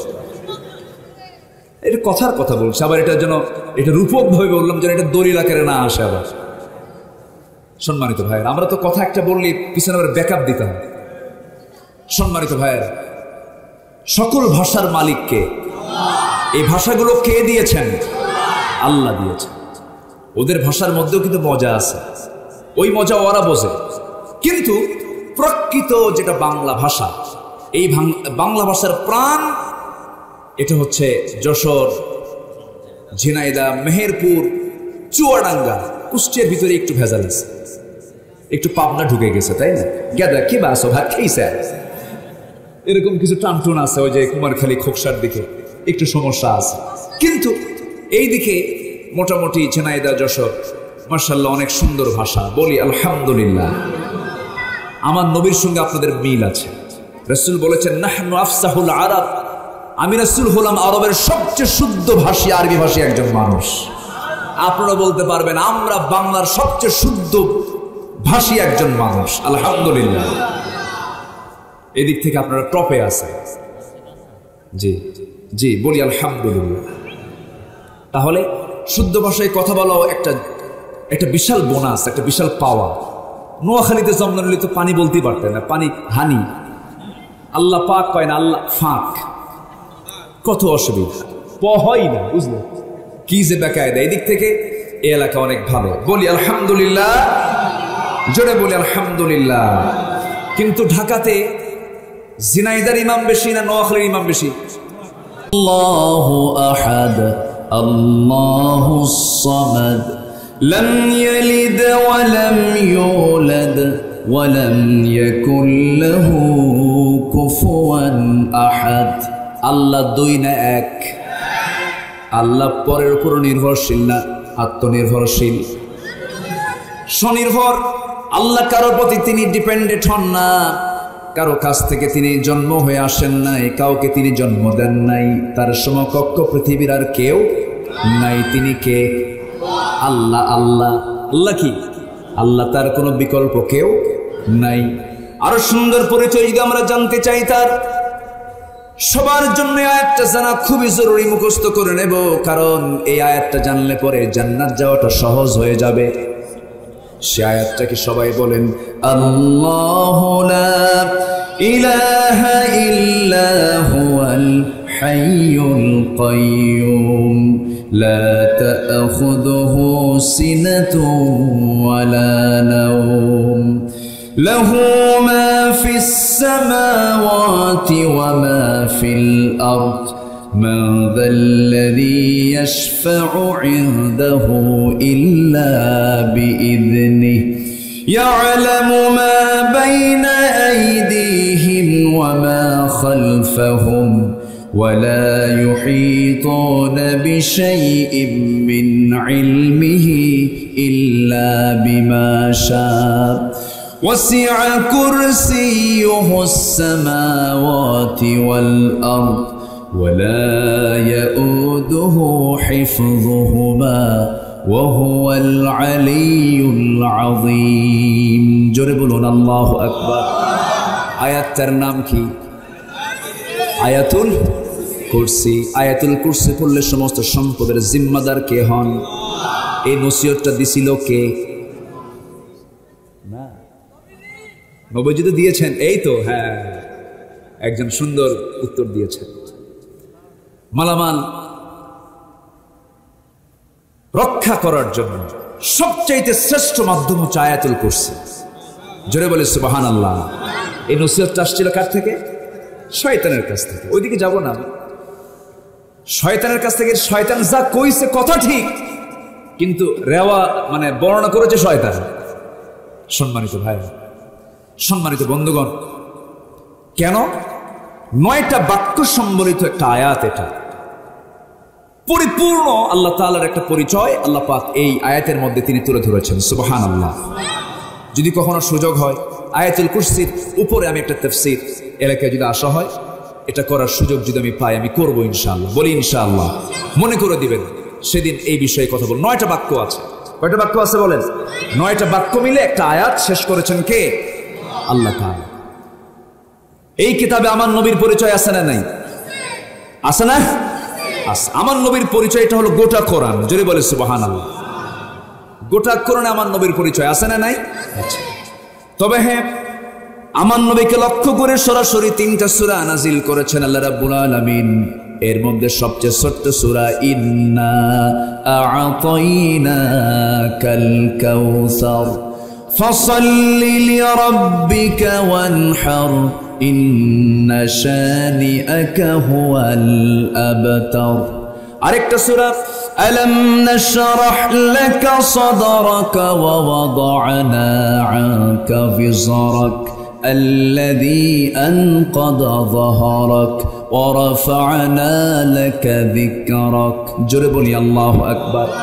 আরেকটা সূরা যারা পারেন ঠোঁট মিলিয়ে মিলিয়ে বলুন, সওয়াব পেয়ে যাবেন। আয়াত যত বেশি তেলাওয়াত হবে বরকত তত কমবে না বাড়বে। ওয়াদ-দুহা ওয়াল-লাইলি ইযা সাজা মা ওয়াদ্দা'আকা রাব্বুকা ওয়া মা ক্বালা وللآخرة خير لك من الأولى ولسوف يعطيك ربك فترضى ألم يجدك يتيما فآوى। জোরে বলুন আল্লাহু আকবার। আমার নবীর শানে সরাসরি পূর্ণাঙ্গ 3টা সূরা নাযিল হয়েছে। মুজাম্মিল দেওয়া হয়েছে, মুদ্দাসসির দেওয়া হয়েছে। সেই নবীর জন্ম কোন মাসে? আসতে বলবেন না কোন মাসে? আমার নবীর জন্ম যখন হলো বাপ কি জীবিত ছিলেন নাকি? বাপ জীবিত ছিলেন? ছিলেন না। কিন্তু সন্তান জন্ম নিলে সবচেয়ে বেশি খুশি হয় কে? বলেন, বাবা। সবচেয়ে বেশি খুশি হন বাবা। সেই বাবাটা নাই। স্বামী চলে গেছেন, মা মেনা সন্তান ভূমিষ্ঠ হওয়ার পরপরই তার মনটা খারাপ। চাঁদের চেয়েও সুন্দর আমার রাসূল, এত ফুটফুটে চেহারার আমার নবীজি রবিউল আউয়াল মাসে জন্মগ্রহণ করলেন। আমার নবীজি জন্ম যখন নিলেন, জন্ম নেওয়ার সঙ্গে সঙ্গে গোটা পরিবারে আনন্দ। কিন্তু আম্মা জান মা আমেনা তার মুখটা মরা হয়ে আছে, কারণ আমার স্বামীকে আমি খুশির সংবাদটা দিতে পারলাম না। স্বামী আমার দুনিয়া থেকে বিদায় নিয়েছেন। বিধবা নারী আম্মা জান মা আমেনা মনমরা হয়ে আছেন। একদিন আবু তালেব আমার নবীর নবুয়ত প্রাপ্তির পর একদিন বলতেছে, ভাতিজা মুহাম্মদ, আমি তোমাকে আজকে একটা জটিল প্রশ্ন করব। কি প্রশ্ন? সেই প্রশ্ন হলো, তোমার যখন জন্ম হয়, জন্মের সময় আমি তোমার দ্বারা কিছু আশ্চর্যজনক ঘটনা আমি দেখতে পেয়েছি। চাচা আপনি বলেন কি প্রশ্ন, কি দেখতে পেয়েছেন আপনি বলুন। আমি তো নবুয়ত পেয়েছি, আল্লাহ পাক আমাকে পয়গম্বর করেছেন। আবু তালেব মুসলিম না কাফের? ভালো করে বলেন আপনারা। আমার নবীর কি? আমার নবী যতদিন আবু তালেব জীবিত ছিলেন পৃথক ছিলেন না, একসঙ্গে ছিলেন? একসঙ্গে ছিলেন। আবু তালেব কাফের, আপন চাচা, রাসূল একসঙ্গে তার সঙ্গে সময় কাটিয়েছে, রাসূলকে পাহারা দিয়েছেন। আবার আবু তালেব একজন কাফের। আমার দেশে 1000 বছরের ঐতিহ্য হলো হিন্দু মুসলিম আমরা পাশাপাশি অবস্থান করি।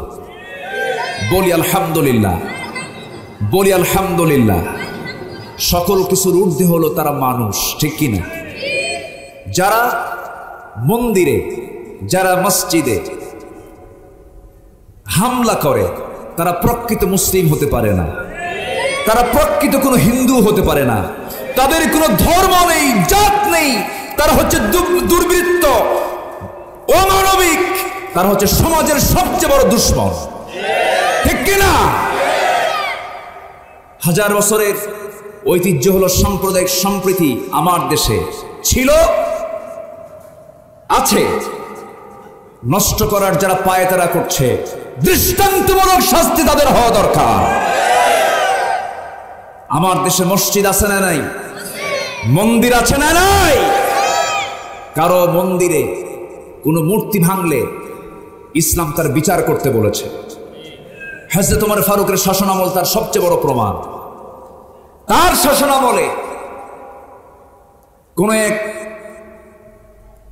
পত্তলিকদের মূর্তির নাক ভেঙেছিল। সেই পত্তলিকদের পক্ষ থেকে বিচার প্রার্থী হয়ে একজন এসে বললেন, আপনার রাষ্ট্রে আমরা জিজিয়া কর দিয়ে থাকার পরও আমাদের দেবতার কোনো নিরাপত্তা নাই, নাক ভেঙে ফেলে দিয়েছে। আমিরুল মুমিনিন বললেন, ঠিক আছে, এটার আসামি আমি খুঁজে বের করব।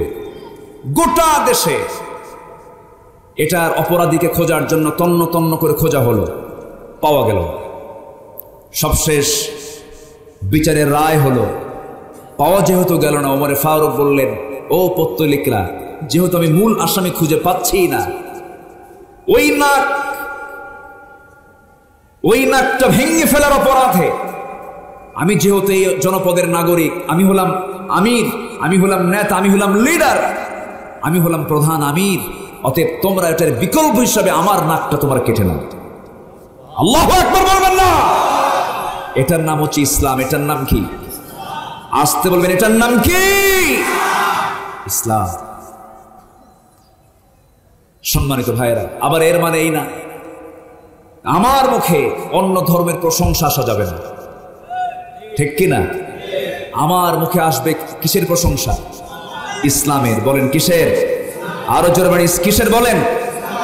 কারণ আল্লাহ তাআলা আবার এই জায়গায় বলে দিয়েছেন সাফ কথা, শোনো, অরিজিন ধর্ম একমাত্র ধর্ম, কিন্তু অন্য কিছু নয়। আল্লাহ রাব্বুল আলামিন বলেছেন, ইন্নাদ-দীনা ইনদাল্লাহিল ইসলাম। জোরে বলুন আল্লাহু আকবার। আল্লাহর কাছে মনোনীত আল্লাহর কাছে নির্ধারিত একটাই দিন, একটাই ধর্ম, তার নাম কি বলেন? আসতে বলবেন না তার নাম কি? কিন্তু আমার দেশে পূজা মণ্ডপে মুসলিম বেশি যায় না হিন্দু ভাইরা বেশি যায়? আলহামদুলিল্লাহ। তাহলে এই লক্ষণ কি ভালো? আমাদের মসজিদগুলোতে মুসলিম যায় না হিন্দুরা যায়? একটা হিন্দু ভাইকে খুঁজে পাওয়া যায় নাকি? যায়, খুঁজে পাওয়া যায়। ঈদগাহ মাঠে খুঁজে পাওয়া যায় নাকি? ঈদগাহ মাঠে পাওয়া গেল না, মসজিদে পাওয়া গেল না, জানাজার প্রান্তরেও তাদেরকে পাওয়া গেল না। আর আপনি কেমন মুসলমান, তাদের ধর্মীয় উৎসবে আপনি চলে গেলেন, নারিকেলের নাড়ু খাইলেন বিসমিল্লাহ কয়া। এটা কেমন কথা? এখানে একটু আপত্তি আছে। আপত্তি আছে না নাই? এগুলো করা যাবে না। আমার ভাইয়ের একটু আবার মূল আলোচনার দিকে চলে আসি। আমরা ব্যবসায় লস করতে চাই না লাভ করতে চাই? কয়টা কাজ করব আমরা? এর মধ্যে এক নম্বর হলো আমরা কোরআন তেলাওয়াত করব। অনিয়মিত না নিয়মিত? নিয়মিত কোরআন তেলাওয়াত করব।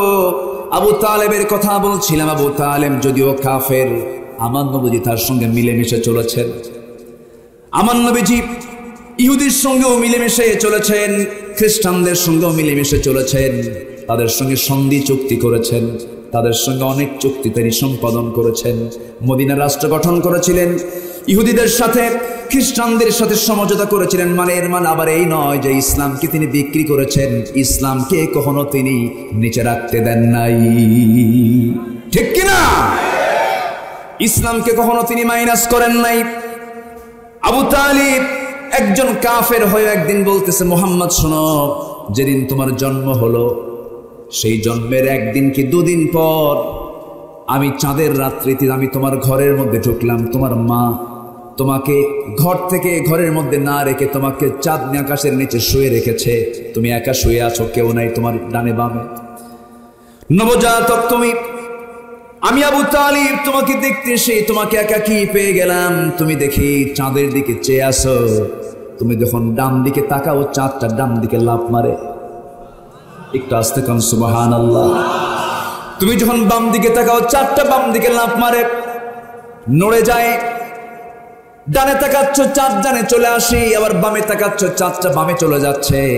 আবার হাতটা দিয়ে যখন নিচের দিকে টান মারো তখন চাঁদটা নিচের দিকে আসতে থাকে। মোহাম্মদ, আমি কি ভুল দেখেছিলাম না সঠিক দেখেছিলাম? মোহাম্মদ বলো তো।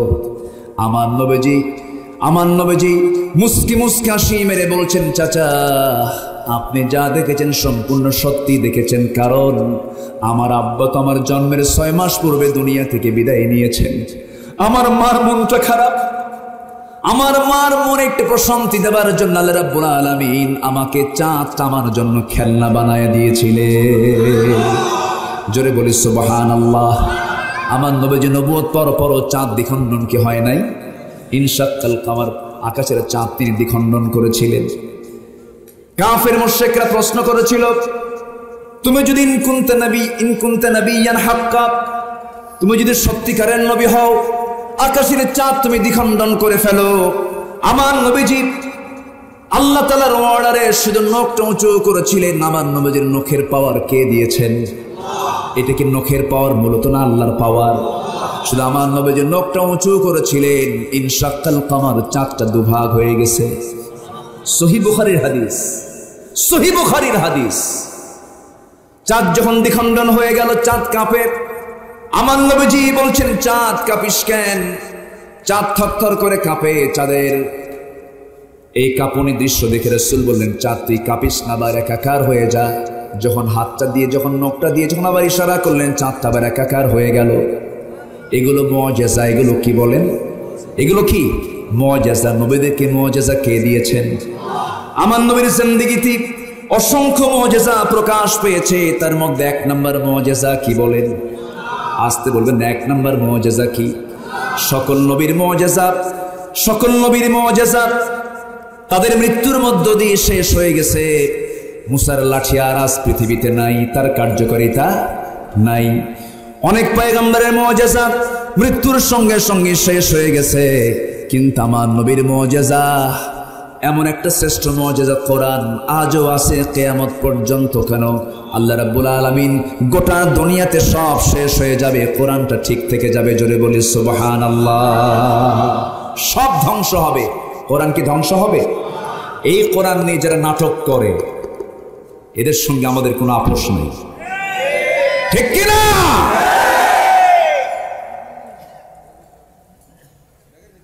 সম্মানিত ভাইয়েরা, কি কোনো অসুবিধা? ও আচ্ছা, আলোচনা চালাবো তো, কোনো অসুবিধা নাই তো? বলি আলহামদুলিল্লাহ। কোরআন নিয়ে যদি কোনো কেউ অসম্মানজনক, অবমাননাকর কোন সিচুয়েশন যদি কেউ তৈরি করার অপপ্রয়াস চালায়, এক্ষেত্রে ঈমানের দাবি হলো চূড়ান্ত শক্তি করে তার মোকাবেলা করা।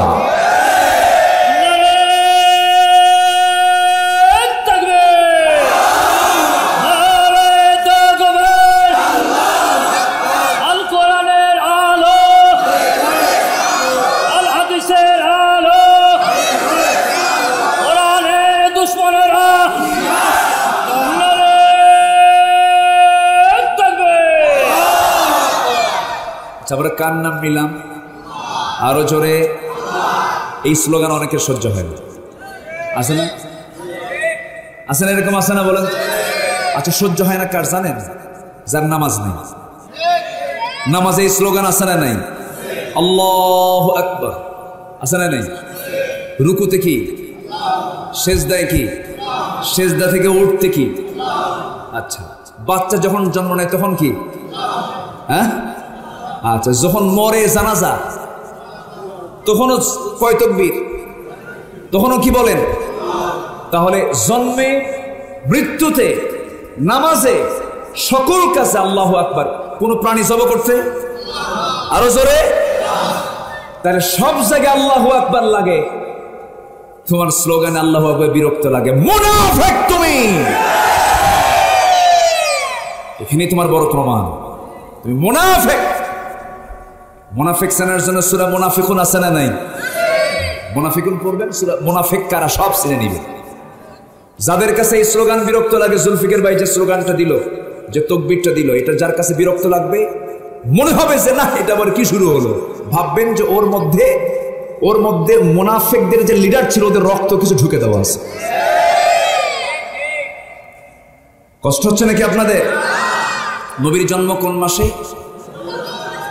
এলোকে কবর ধারে আধার চিরে, চিনিস না কি রে, ওকে ও মা আমেনার কোল জোড়ে চাঁদ, জানিস না কি রে। মুতালিব আজকে কেন বেহুশ হেন, বক্ষে খুশির বান, বেদনার সুপ্ত ক্ষতে হাত বোলাতে, কারে আগমন সাহারার হৃদয় ভরা, ঝর্ণা ধারা বইল না কি রে, এলোকে কবর ধারে আধার চিরে, চিনিস না কি রে, ওকে ও মা আমেনার কোল জোড়ে চাঁদ, জানিস না কি রে। আল্লাহু আকবার। আর জোরে আল্লাহু আকবার। আমার নবীজির জন্ম গোটা জগতের জন্য রহমত। জোরে বলে সুবহানাল্লাহ। সে রাসূলকে ভালোবাসার প্রয়োজন আছে না নাই? নিজের জীবনের চাইতে কম, বইয়ের চাইতে কম, ছেলের চাইতে কম, সন্তানের চাইতে কম, সকল মহব্বতের চাইতে আমার রাসূলকে মহব্বত করতে হবে। কম না বেশি? তার চাইতে বেশি কাকে? আল্লাহ। তাহলে ভালোবাসার লেভেলগুলো কে করে দিয়েছেন? এক নাম্বার কে? নাম্বার 2 মুহাম্মদ সাল্লাল্লাহু। 3 নাম্বার কে? বউ। হ্যাঁ, জি, ফাইন। বলি আলহামদুলিল্লাহ। পিতামাতা যদি ওয়াইন জাহাদাকা আলা কি, হ্যাঁ, আন তুশরিকা বিহি মা লাইসা লাকা বিহি ইলমুন ফালা তুতিউহুমা ওয়া সাহিবুহুমা ফিদ দুনিয়া মারুফা। তোমার পিতামাতা যদি তোমাকে শিরকের দিকে ঠেলে দেয়, তখন কি আনুগত্য করা যাবে? তাহলে এখানে সেই অপশনটাও আসবে না। নাম্বার 3 অপশন হলো দ্বীনি ভালোবাসা। কি ভালোবাসা বলেন? আমরা এখানে কি ভালোবাসা নিয়ে আছি? আমাদের সম্পর্ক কিসের সম্পর্ক? দ্বীনের সম্পর্ক। কিসের সম্পর্ক? দ্বীনের সম্পর্ক। কাউকে ভালোবাসবো কার জন্য? কাউকে ভালোবাসবো না কার জন্য? কারোর সঙ্গে শত্রুতা করব কার জন্য? কাউকে দান করব কার জন্য? কাউকে দান করব না কার জন্য? আল্লাহর জন্য। জি আলহামদুলিল্লাহ, থাকুক। সম্মানিত ভাইরা, আজকে ঘড়ি তো খুব দ্রুত ঘুরতেছে, আমি তো পয়েন্টে যেতে পারিনি এখন। 19 কাজের সফলতা। কত কাজের সফলতা? একটাও কি বলছি আমি? লস নাই। কয় কাজে চলতেছে? কয় নাম্বার? আরো কয়টা আছে? 2টা আছে। বলি ইনশাআল্লাহ আজকে হবে, আলোচনা হবে 1.5 ঘন্টা পরে আলোচনা হবে, দেখা যাক। বলি আলহামদুলিল্লাহ। খুব ভালো মানুষ, সবাই বসেন। জি কোনো টেনশন নাই, ফজর পর্যন্ত আছে আমার। জি খুব ভালো। জি না এটা পড়ে। জি কষ্ট পাচ্ছেন আপনারা? এখান থেকে কে ওঠে, কে ওঠে নাকি? কোন বসেন বসেন। উল্টে গেল, মানে ওঠার কোনো সুযোগ নেই। জি জি বলি ইনশাআল্লাহ। তাহলে আমরা সফল হতে হলে কয়টা কাজ করব? 19টা কাজ। কয়টা কাজ? 19টা কাজ। 1 নম্বর হলো আমরা আত্মশুদ্ধি লাভ করব। আমাদের নফসের মধ্যে ভেজাল আছে না নাই? নফস কি ভালো কিছু চায় না খারাপ কিছু চায়? জমির আইল ঠিক রাখতে চায় না একটু ঘুরাতে চায়? বলেন তো। মনে হয় একটু বেশি করে নেই, নেওয়ার সময় বেশি নেই, দেওয়ার সময় কম দেই। এই নফসের মধ্যে ভেজালি আছে না নাই? আমার ভাইয়েরা, সাফল্য যদি আমরা অর্জন করতে চাই 19টা কাজ আমরা করে যাব। আজকে যদি সময় পেয়ে যায় একটা একটা করে আমি বলার চেষ্টা করছি। এর মধ্যে 1 নম্বর হলো আমরা নফসের শুদ্ধতা নিয়ে আসবো, তাসকিয়াতুন নফস নিয়ে আসবো। আল্লাহ রাব্বুল আলামিন বলছেন কোন ব্যক্তি প্রকৃত সফল কাম? قد أفلح من تزكى وذكر اسم ربه فصلى قد أفلح من زكاها وقد خاب من دساها জোরে বলুন আল্লাহু আকবার। নফসকে ঠিক রাখলে পরে সব ঠিক হয়ে যাবে। নফসকে যদি আমরা বেঠিক রেখে ফেলি সব আমাদের শেষ হয়ে যাবে। এই জন্য নফসের ট্রিটমেন্ট সবার আগে না সবার পরে? আমাদের অসুখ হলে পরে ডাক্তারের কাছে চলে যাই, তিনি জ্বরের ওষুধ দিয়ে দিলেন, ডায়াবেটিসের ওষুধ দিয়ে দিলেন, কিন্তু নফসের এই রোগ সারার জন্য, রুহের খোরাক মেটানোর জন্য, রুহের ভিতরে যে খোরাকের প্রয়োজন হয়, রুহের খোরাক মেটাবে কোন কিতাব বলেন? আসতে বলেন কোন কিতাব? আজকে আমরা এখানে কিসের খোরাক নিয়ে এসেছি? রুহের খোরাক কিসের বলেন? বলেন রুহের খোরাক কি দিয়া? কোরআন দিয়ে আমরা মেটাতে এসেছি। আমার ভাইয়েরা, নফসকে কখনো পাত্তা দেওয়া যাবে না, কারণ ইন্নান নাফসা লাআম্মারাহ, নফস মানুষকে খারাপ কাজের দিকে নিয়ে যায়, ঠেলে নিয়ে চলে যায়। ওমা উবাররিউ নাফসি ইন্নান নাফসা লাআম্মারাহ। ইউসুফ আলাইহিস সালাতু ওয়াস সালাম আল্লাহর পয়গম্বর হওয়ার পরেও তিনি বলেছিলেন আমি নিজেকে নির্দোষ মনে করি না। জুলাইখার সুন্দর রূপ আমার সামনে যখন ডিসপ্লে করলো, 12টা দরজা লাগায় দিয়া যখন আমার ঘরের মধ্যে আমাকে উঠালো, তার ঘরের মধ্যে উঠায় নিয়া তার যৌবনের সমস্ত কিছু যখন আমার সঙ্গে ডিসপ্লে করলো, আমার সামনে যখন সে ফুটে তুললো, আমি বারবার নিচের দিকে তাকাই। পর্দার দরকার পুরুষেরও, পর্দার দরকার নারীরও, কারণ চোখের হেফাজত করবেন নারীও এবং পুরুষ। বরং আল্লাহ রাব্বুল আলামিন চোখের হেফাজত করতে বলেছেন আগে নারীকে না আগে পুরুষকে? আগে পুরুষ। ইয়াগুদ্দু মিন আবসারিহিম, পুরুষ তুমি আগে নিজের দৃষ্টিকে অবনত করো, নিম্নগামী করো। সাইয়েদানা ইউসুফ আলাইহিস সালাতু ওয়াস সালাম আল্লাহর পয়গম্বর, সবচেয়ে সুন্দর সুরত করে, নবীদের মধ্যে সবচেয়ে সুন্দর সুরত করে ইউসুফ আলাইহিস সালাতু ওয়াস সালামকে আল্লাহ পাক দুনিয়াতে পাঠিয়েছেন। সুন্দর চেহারাই তার জন্য ফিতনা হয়ে গেছে, ঠিক কি না? ইউসুফের সুন্দর চেহারা তার জন্য পরীক্ষার কারণ হয়ে গেছে। এত সুন্দর চেহারার ইউসুফ আলাইহিস সালাতু ওয়াস সালাম ছিলেন, জুলাইখা তার জন্য পাগলি হয়ে গেল। সবাই বলছে জুলাইখা তুমি কি এমন যুবক যার জন্য তুমি পাগলি হয়ে গেছো? কোরআন সাক্ষী, কত সুন্দর কথা। কেন তুমি পাগলি হয়ে গেলে? কি হয়েছে? কি তার ভিতরে রূপ আছে? জুলাইখা বলতেছি তার মধ্যে কেমন রূপ আছে আমি তোমাদের সামনে একবার করে দেখিয়ে নিয়ে যাব, তোমরা দেখবে তাকে শুধু একটা বার। সেই সময় করলো কি টেকনিক করে হাতের মধ্যে একটা করে বটি, একটা করে লেবু দেওয়া হলো, সেই লেবুটা কাটার জন্য দেওয়া হলো। সেই সময় ইউসুফ আলাইহিসসালামকে তাদের সামনে দিয়ে যখন নিয়ে যাওয়া হলো, সেই লেবু কাটতে কাটতে তার চেহারার দিকে যখন তাকিয়েছে ওই সমস্ত নারীরা, তারা তাদের হাত লেবু কাটতে গিয়ে হাত পর্যন্ত কেটে ফেলেছিল, তবুও তারা তার দর্শন থেকে তারা নিজেকে নিম্নের দিকে নিয়ে আসতে পারে নাই। হাত যখন কেটে গেছে, জুলাইখা বলতেছে লেবু কাটতে নিয়ে হাত কাটলা কেন? সেই সময় বলতেছে ওই সমস্ত নারীরা সারা জীবন বহু পুরুষ দেখেছে, এমন সুন্দর পুরুষ আমাদের জীবনে কখনো চোখের সামনে পড়ে নাই। আম্মা জান আয়েশা বলেন ওই সমস্ত নারীরা যদি একটাবার আমার নবীর দিকে তাকাতে পারত, তাহলে তারা তাদের হাত কেন কলিজা কেটে ফেলতো, তবুও তারা টের পেত না। তাহলে আমার নবী আরো সুন্দর কম না বেশি? আমার নবীর সৌন্দর্য আরো কম না বেশি? সবাইকে রাসূলকে দেখতে চান নাকি? সবাইকে রাসূলকে দেখতে চান নাকি? সবাই দেখতে চান? দেখবেন কোথায়? বাস্তবে না স্বপ্নে? বলেন বাস্তবে না স্বপ্নে? স্বপ্নে তো আমরা অনেক কিছুই দেখি, এই দুনিয়াতে তার বাস্তবে দেখা সম্ভব না, কিন্তু স্বপ্নে দেখার সুযোগ আছে না নাই? আছে না? স্বপ্নে তো অনেক কিছুই দেখি, রাজার মেয়েকে বিয়ে করে রাজা হয়ে গেছে, আছে না নাই? হয়ে গেছে। রাসূলকে স্বপ্নে যদি কেউ দেখে, এটা কি মিথ্যা হবে না সত্য হবে?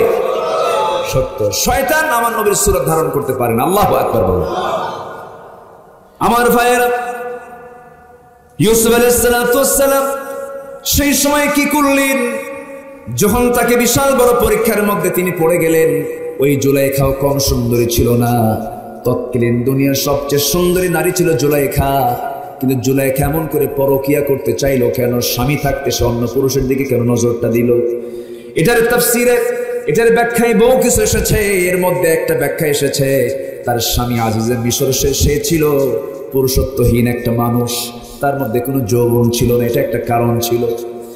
আমার ভাইয়েরা, জুলাইখা যখন তার জন্য দিওয়ানা হয়ে গেল, 12টা দরজা লাগায়া ইউসুফ আলাইহিস সালামকে ঘরের মধ্যে তুলে নিয়ে টেকনিক করে যখন তার দিকে তাকানোর জন্য বারবার অফার দিচ্ছে, ইউসুফ আলাইহিস সালাম নারীর দিকে তাকান না আল্লাহর দিকে তাকান। আসতে বলবেন না কার দিকে? আমরা সবসময় তাকাবো কার দিকে? আল্লাহর দিকে তাকাবো। আল্লাহ আমার সবচেয়ে বড় রাজ সাক্ষী, আমার সবচেয়ে বড় রাজ সাক্ষী কে? আল্লাহ। আল্লাহ আমাকে দেখেন, আল্লাহ আমাকে শুনেন, আল্লাহ আমাকে জানেন, সবচেয়ে বড় রাজ সাক্ষী তিনি। ইউসুফ আলাইহিস সালাম মাটির দিকে তাকালেন, চক্ষু বন্ধ করলেন, তার শরীর স্পর্শ করতে আসে তিনি পিছপা হতে হতে যখন পিঠটা যখন তার দেয়ালে ঠেকে গেল, সেই দেয়ালে ঠেকে মাত্র আর কোথায় যাবেন, তিনি চক্ষুটা বন্ধ করলেন। চক্ষু বন্ধ করে আল্লাহর কাছে সাহায্য চাইলেন। সেই নারী ফিতনা আজকে দুনিয়াতে সবচেয়ে কম না বেশি? বলেন আসতে বলেন, সেই ফিতনা আজকে সমাজে কম না বেশি? মোবাইলও সেই ফিতনা আছে না নাই? আসতে বলবেন না আছে না নাই? সলিমুদ্দি কলিমুদ্দিকে ফোন দিয়েছে, কলিমুদ্দির ফোনটা বন্ধ। দুঃখিত, এই মুহূর্তে সংযোগ দেওয়া সম্ভব হচ্ছে না। পুরুষ কয় না মহিলা কয়? আসতে কবেন না, পুরুষ কয় না মহিলা কয়? মহিলা কয়। আমার ভাইয়েরা, আমার বন্ধুগণ, তাহলে এখন বলুন, এই যে ফিতনা, সেই ফিতনা থেকে বাঁচার জন্য চরিত্র আনতে হবে। কোন নবীর বলেন? কোন নবীর? ইউসুফ আলাইহিস সালামের। আল্লাহু আকবার বলেন। যুবকরা তোমরা সূরা ইউসুফ পড়ো, সূরা ইউসুফ পড়ো। ভারতের বলিউডের সিনেমা দেখা বন্ধ করো, কলকাতার সিনেমা দেখা বন্ধ করো। যারা সিনেমার নায়ক নায়িকা তাদের জীবনে শান্তি নাই, তাদের নাটক সিনেমা দেখে তোমার শান্তি হবে কেমন? ঠিক কিনা? ইউসুফ আলাইহিস সালাম চক্ষু বন্ধ করলেন, সাহায্য চাইলেন কার কাছে? আল্লাহর কাছে। সাহায্য চাইলেন যখন আল্লাহর কাছে, 13 বছর ধরে নিজের বাপকে দেখেন না। 13 বছরে যে বাপকে তিনি দেখতে পান নাই, সেই মুহূর্তে আল্লাহ রাব্বুল আলামিন ফেরেশতার মাধ্যমে বাবার ছবিটা তার সামনে ধরে ফেললেন। বাবাকে সামনে দেখলে পরে কি দুনিয়ার আর কোনো কথা মনে হয় নাকি? কোন নারীর দিকে এরকম নজর আসবে নাকি? আল্লাহ তাকে হেফাজত করলেন। হেফাজতকারী কে? আসতে বলবেন না কে? আমরা হেফাজত চাইবো কার কাছে? আল্লাহর কাছে। কত লোকের বুজুর্গি চলে গেছে, পীরের পীরগিরি চলে গেছে, আলেমের ইলম চলে গেছে, কত নামাজের নামাজ সব শেষ হয়ে গেছে নারীর ফিতনার কারণে। সে নারী ফিতনা থেকে আমাদের বাঁচার দরকার আছে না নাই? একজন বড় তাবিঈ ছিলেন, আতা ইবনে আবি রাবাহ রাহমাতুল্লাহ আলাইহি। তিনি বললেন, আমি আল্লাহর কাছে 3টা জিনিস চেয়েছিলাম, আল্লাহ পাক আমার 2টা দোয়া কবুল করেছেন, আর একটা দোয়া কবুল করেন নাই। নাম্বার 1 হলো আমি আল্লাহকে বলেছিলাম, আল্লাহ আল্লাহ বলে। নাম্বার 2 হলো আমি আল্লাহকে বলেছিলাম, আল্লাহ তোমার কাছে আমার ফরিয়াদ, এই দিলের মধ্যে আমি তোমার ভয়টা আমি অঙ্কন করে রেখেছি, আমার এই দিলের মধ্যে তোমার ভয় ছাড়া যেন কোনো ভয় না থাকে। আল্লাহ তুমি এই দোয়াটাও কবুল করে নিয়েছো। আর নাম্বার 3 আমি আল্লাহর কাছে চেয়েছিলাম, আল্লাহ আমার চোখ থেকে ঘুমটা তুমি হারাম করে দিও, কিন্তু তা তো পারে না, খালি ঘুম ধরে। কি ধরে? ঘুমটা ধরে। আমার ভাইরা সাধনা করতে হবে, ফিতনা থেকে বাঁচতে হবে। এই ফিতনাটা আজকে সমাজে সরিয়ে দিয়েছে ইহুদি খ্রিস্টানরা, কারণ মুসলমানদের ইমানের মতো শক্তিটাকে পরাজিত করার জন্য সবচেয়ে বড় হাতিয়ার হলো সমাজে পর্দাহীনতার পরিবেশ চালু করে দেওয়া, মুসলিম পরিবারের মেয়েদেরকে উলঙ্গ করে ঘর থেকে বের করে দেওয়া। এই ষড়যন্ত্রে তারা বিফল না সফল? বিফল না সফল? ভাঙ্গা ঘরে থাকবো না, শাক ভাত খাবো না, জান থাকতে সাহেবের মোহাব্বত ভুলবো না, এনজিও ছাড়বো না। আছে না নাই? সব শেষ হয়ে গেছে। মেয়েরা কাউকে পাত্তা দেয় না। স্বামী যদি স্বামী বলে আমাকে চা বানিয়ে দাও, তখন বলে আমি দাসী। আর বস যদি বলে চা বানিয়ে দাও, না, এটা হলো খেদমত। এটা কি? খেদমত। এই হচ্ছে আজকে সমাজের চিত্র। স্বামীর সামনে পর্দা করলে বলা হয় এটা একটা পরাধীনতা, আর বসের সামনে শাড়ি নিয়ে ডিসপ্লে করলে বলে এটাই হলো সাহসিকতা, আধুনিকতা। আমি শুধু বস পারি, সবাই তো পারেন, বুঝেন। এগুলো বন্ধ করার জন্য প্রয়োজন জমিনে একমাত্র আল্লাহ তাআলার বিধান, ঠিক কিনা? সাফা মেরে এগুলো বন্ধ করা যাবে না। এগুলো বন্ধ করার জন্য সূরা নূরের, সূরা আহজাবের আয়াতগুলো সমাজে চালু করতে হবে মুসলমান। সম্মানিত ভাইরা, ইউসুফ আলাইহিস সালাতু ওয়াস সালাম তিনি শেষে অসহায় হয়ে কার কাছে আশ্রয় চাইলেন? আসতে বলবেন না, কার কাছে? একটা নারীর ফিতনা থেকে বাঁচা কিন্তু ছোটখাটো ইমানের পরিচয় না। চট করে চোখের পানি ফেলে দিয়ে কাঁদতে লাগলেন, চোখ বন্ধ করে দৌড় মারতে লাগলেন দরজার দিকে। দরজা ছিল রাজ দরবারের শক্ত দরজা, শক্ত তালা, খোলার কোনো উপায় নাই। জুলাইখা বলতেছে, কেউ দেখবে না আমাকে তোমাকে। ইউসুফ বললেন, কেউ দেখবে না আমাকে তোমাকে, কিন্তু দেখবেন আমার আল্লাহ। যেরকম সুবহানাল্লাহ। এবার বলছে, ইউসুফ তুমি আমার দিকে তো তাকাও না। তাকাচ্ছেন না। তাফসীর ইবনে কাসির এসেছে, জুলাইখা সে সময় তার শরীরের কাপড় চোপড়গুলো একটা একটা করে পাট্টাগুলো খুলতেছে। একটা করে পাট্টা খোলে, চুলের খোপাটা ছেড়ে দেয়, সামনের দিকে ঝুঁকে পড়তে নেয়। টকবগে যুবক, 25-26 বছরের টকবগে যুবক ইউসুফ আলাইহিস সালাতু ওয়াস সালাম সেই দিকে একটা বারের জন্য তাকালেন না। দুনিয়ার সমস্ত যুবকদেরকে জানান দিচ্ছেন, যুবকরা, জান্নাত যদি পেতে চাও তোমরা আমি ইউসুফ আলাইহিস সালাতু ওয়াস সালাম আমার চরিত্রের মতো চরিত্র তোমরা অর্জন করো। কারণ কিয়ামতের দিন আল্লাহ রাব্বুল আলামিন রাজুলুন ইদা দাআতহু ইমরাতান যাত হাসাবিন ওয়া জামালিন ইন্নী আখাফুল্লাহ, সেই সমস্ত যুবককে আল্লাহ পাক আরশের ছায়ার নিচে স্থান দিবেন। যে যুবককে একটা লাইলি এসে বলবে, একটা আলিয়া এসে বলবে আমি তোমাকে দারুণ ভালোবাসি, আর যুবক বলবে আমি আল্লাহকে সবচেয়ে বেশি ভালোবাসি। যেরকম সুবহানাল্লাহ। এইরকম করে অফার করবে, সে আল্লাহকে ভালোবাসবে, ওই ফিতনার দিকে যাবে না, ওই ফাসাদের দিকে সে যাবে না। ইউসুফ আলাইহিস সালাতু ওয়াস সালাম যখন তার সামনে চুলের খোপাটা ছেড়ে দিল, চক্ষুটা বন্ধ করলেন, ভাবলেন দরজার দিকে একটা দৌড় মারি দেখি তো শেষ চেষ্টা করে কি হয়। দরজার দিকে দৌড় মারলেন। ওয়াল্লাযীনা জাহাদু ফীনা লানহাদিয়ান্নাহুম সুবুলানা, যে বান্দা আমার দিকে আসতে চায় আমি তার জন্য দরজাটা খুলে দেই, পথ খুলে দেই। ওয়াল্লাযীনা জাহাদু ফীনা লানহাদিয়ান্নাহুম সুবুলানা, সাবিলের বহুবচন সুবুল। একটা দরজা নয়, 12টা দরজা তার জন্য খুলে গেল। সকল দরজা আল্লাহ রাব্বুল আলামিন তার জন্য খুলে দিলেন। পটপট করে খুলে গেল, বাইরে বের হয়ে গেলেন। বাইরে বের হয়ে দেখেন জুলাইখার স্বামী তার সামনে দাঁড়ানো। এমন সময় পিছন থেকে তার জামার পিছন থেকে একটা আস্তিনটা টান মেরেছে। লম্বা লম্বা নখ ছিল, এখনো নখ বড় বড় নখ। মহিলা আছে না নাই? আসতে বলবেন না, আছে না নাই? এটা কিন্তু এখনকার স্টাইল না, আগের স্টাইল। আগের থেকে এগুলো চলে আসছে। যখন টান দিয়েছে জুব্বার পিছনে যখন ছিঁড়ে পড়েছে, সম্পূর্ণ এগুলো আয়াত কিন্তু কামিসুহু মিন দুবুরিন, পিছন দিকে যখন টান মেরেছে তখন ছিঁড়ে গেছে। বাদশা আজিজ দেখে প্রমাণ হয়ে গেল জুব্বার পিছনে ছিঁড়েছে, মানে হলো ইউসুফের কোনো মাত্র দোষ নাই। ইউসুফ দৌড় মেরে বাঁচতে চেয়েছে, জুলাইখা দোষী হয়ে তাকে টানতে এসেছে। প্রমাণ হলে কি হবে? লাভ হলো না। রাজদরবারের রাজধানীর দোষ প্রমাণ হলে রাজার সম্মানটা কোথায় চলে যায়? বিচারটা সম্পূর্ণ উল্টে গেল। এখনো বিচার উল্টায় কিনা? আস্তে উল্টায় কিনা? সলিমুদ্দির বিচার কলিমুদ্দির ঘাড়ে যায়, কলিমুদ্দির বিচার সলিমুদ্দির ঘাড়ে চলে যায়। কিন্তু আমার নবীজির শাসনামলে, খলিফা ওমরের শাসনামলে, হযরত আলীর শাসনামলে এমন একটা বিচার হয়েছিল, এমন বিচারের রায় সেই সময় দেওয়া হয়েছিল। রাসূল বলেছিলেন, শোনো, যে মহিলা চুরি করেছে, অনেক ধনাঢ্য পরিবারের মহিলা হতে পারে, ওমর তুমি আমার কাছে আপিল করতে এসেছ। ওই ফাতিমা চুরি না করে, ওই চুরি করেছিল ফাতিমা নামে একজন মহিলা, ওই ফাতিমা চুরি না করে যদি আমার কন্যা ফাতিমা যদি চুরি করে ধরা পড়ে যেত, আমি এই জায়গায় কোনো প্রকার স্বজনপ্রীতি দেখতাম না। আমি নবীজি সবার চোখের সামনে আমি আমার মেয়ের হাতটা টেনে আমি কেটে ফেলে দিতাম। যেরকম সুবহানাল্লাহ। সেই বিচার কি সবাই দেখতে চান নাকি? সেই বিচার হবে কি দিয়া? আসতে বলবেন না কি দিয়া? কি বিচারক তারা ছিলেন? কাজী সুরাইহ, একজন বিচারক ছিলেন কাজী সুরাইহ ইবনুল হারিস আল কিন্দি, ইয়েমেনের মানুষ। কাজী সুরাইহ এত বড় একজন বিচারক ছিলেন। 117 বছর তিনি হায়াত পেয়েছিলেন।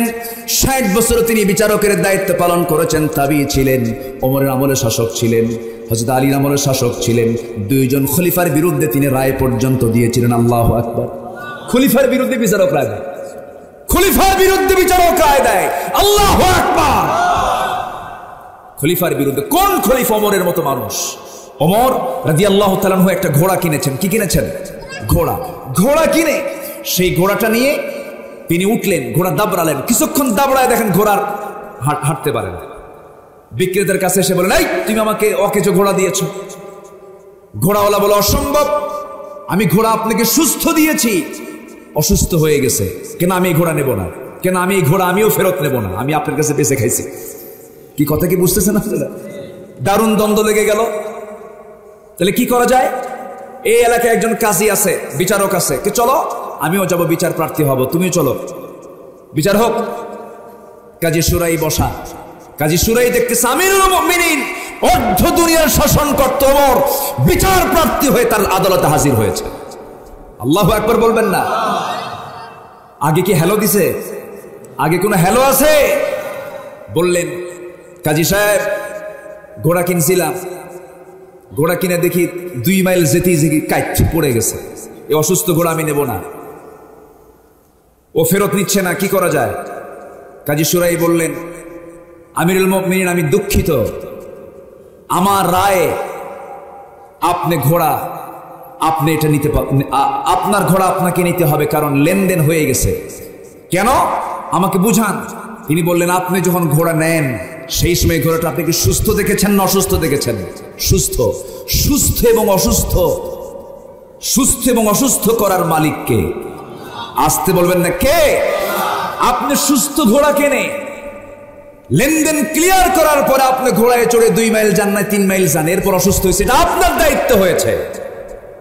আপনি এই ঘোড়া ফেরত দিতে পারবেন না, টাকা নিয়ে গেছে, ঘোড়া আপনার, সুস্থ এখন অসুস্থ এটা আপনার দায়িত্ব। আল্লাহু আকবার বলবেন না?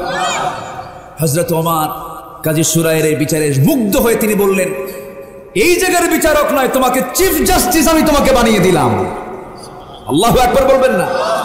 বিরুদ্ধে রায় দেওয়ার, বিরুদ্ধে রায় দিল, পদ আরো কমলো না বাড়লো? আর আমার দেশে যদি বিরুদ্ধে রায় দেয় দেশেই থাকে না, পাগলা বানায়া ছাড়ে, ঠিক কিনা? এই তো অবস্থা। কষ্ট হচ্ছে আপনাদের? আরেকজন খলিফা আলী।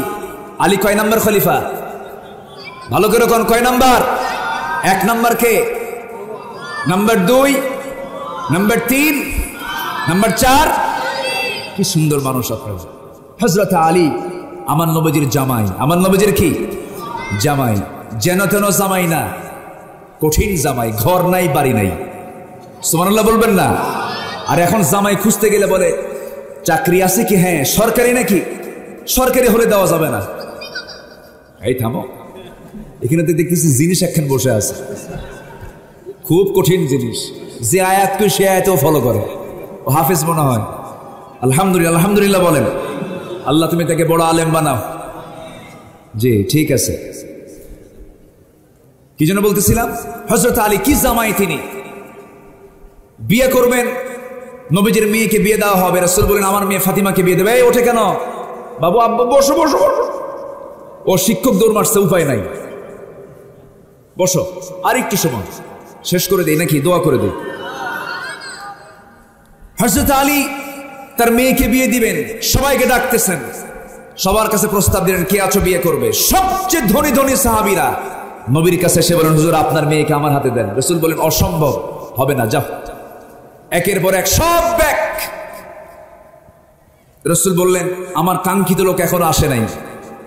সবাই ব্যক্ত হয়ে ফিরে এসেছে, সবাই বলতেছে আলী তুমি শুধু বাদ আসো, যাও। আমি কেমনে যাই, লজ্জা পাচ্ছি, কেন?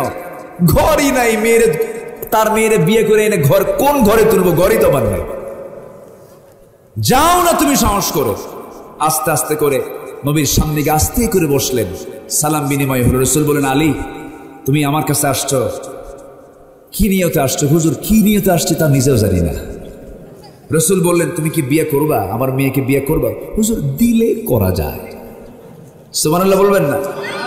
আচ্ছা তুমি যে বিয়ে করবা টাকা পয়সা আছে? কে টাকা পয়সা পাবেন কোথায়, ঘরই তো নাই। তাহলে তো মুশকিল, কিছুই কি নাই, আছে এই যে তরবারি, এই যে ঢাল, সুবহানাল্লাহ বলবেন না?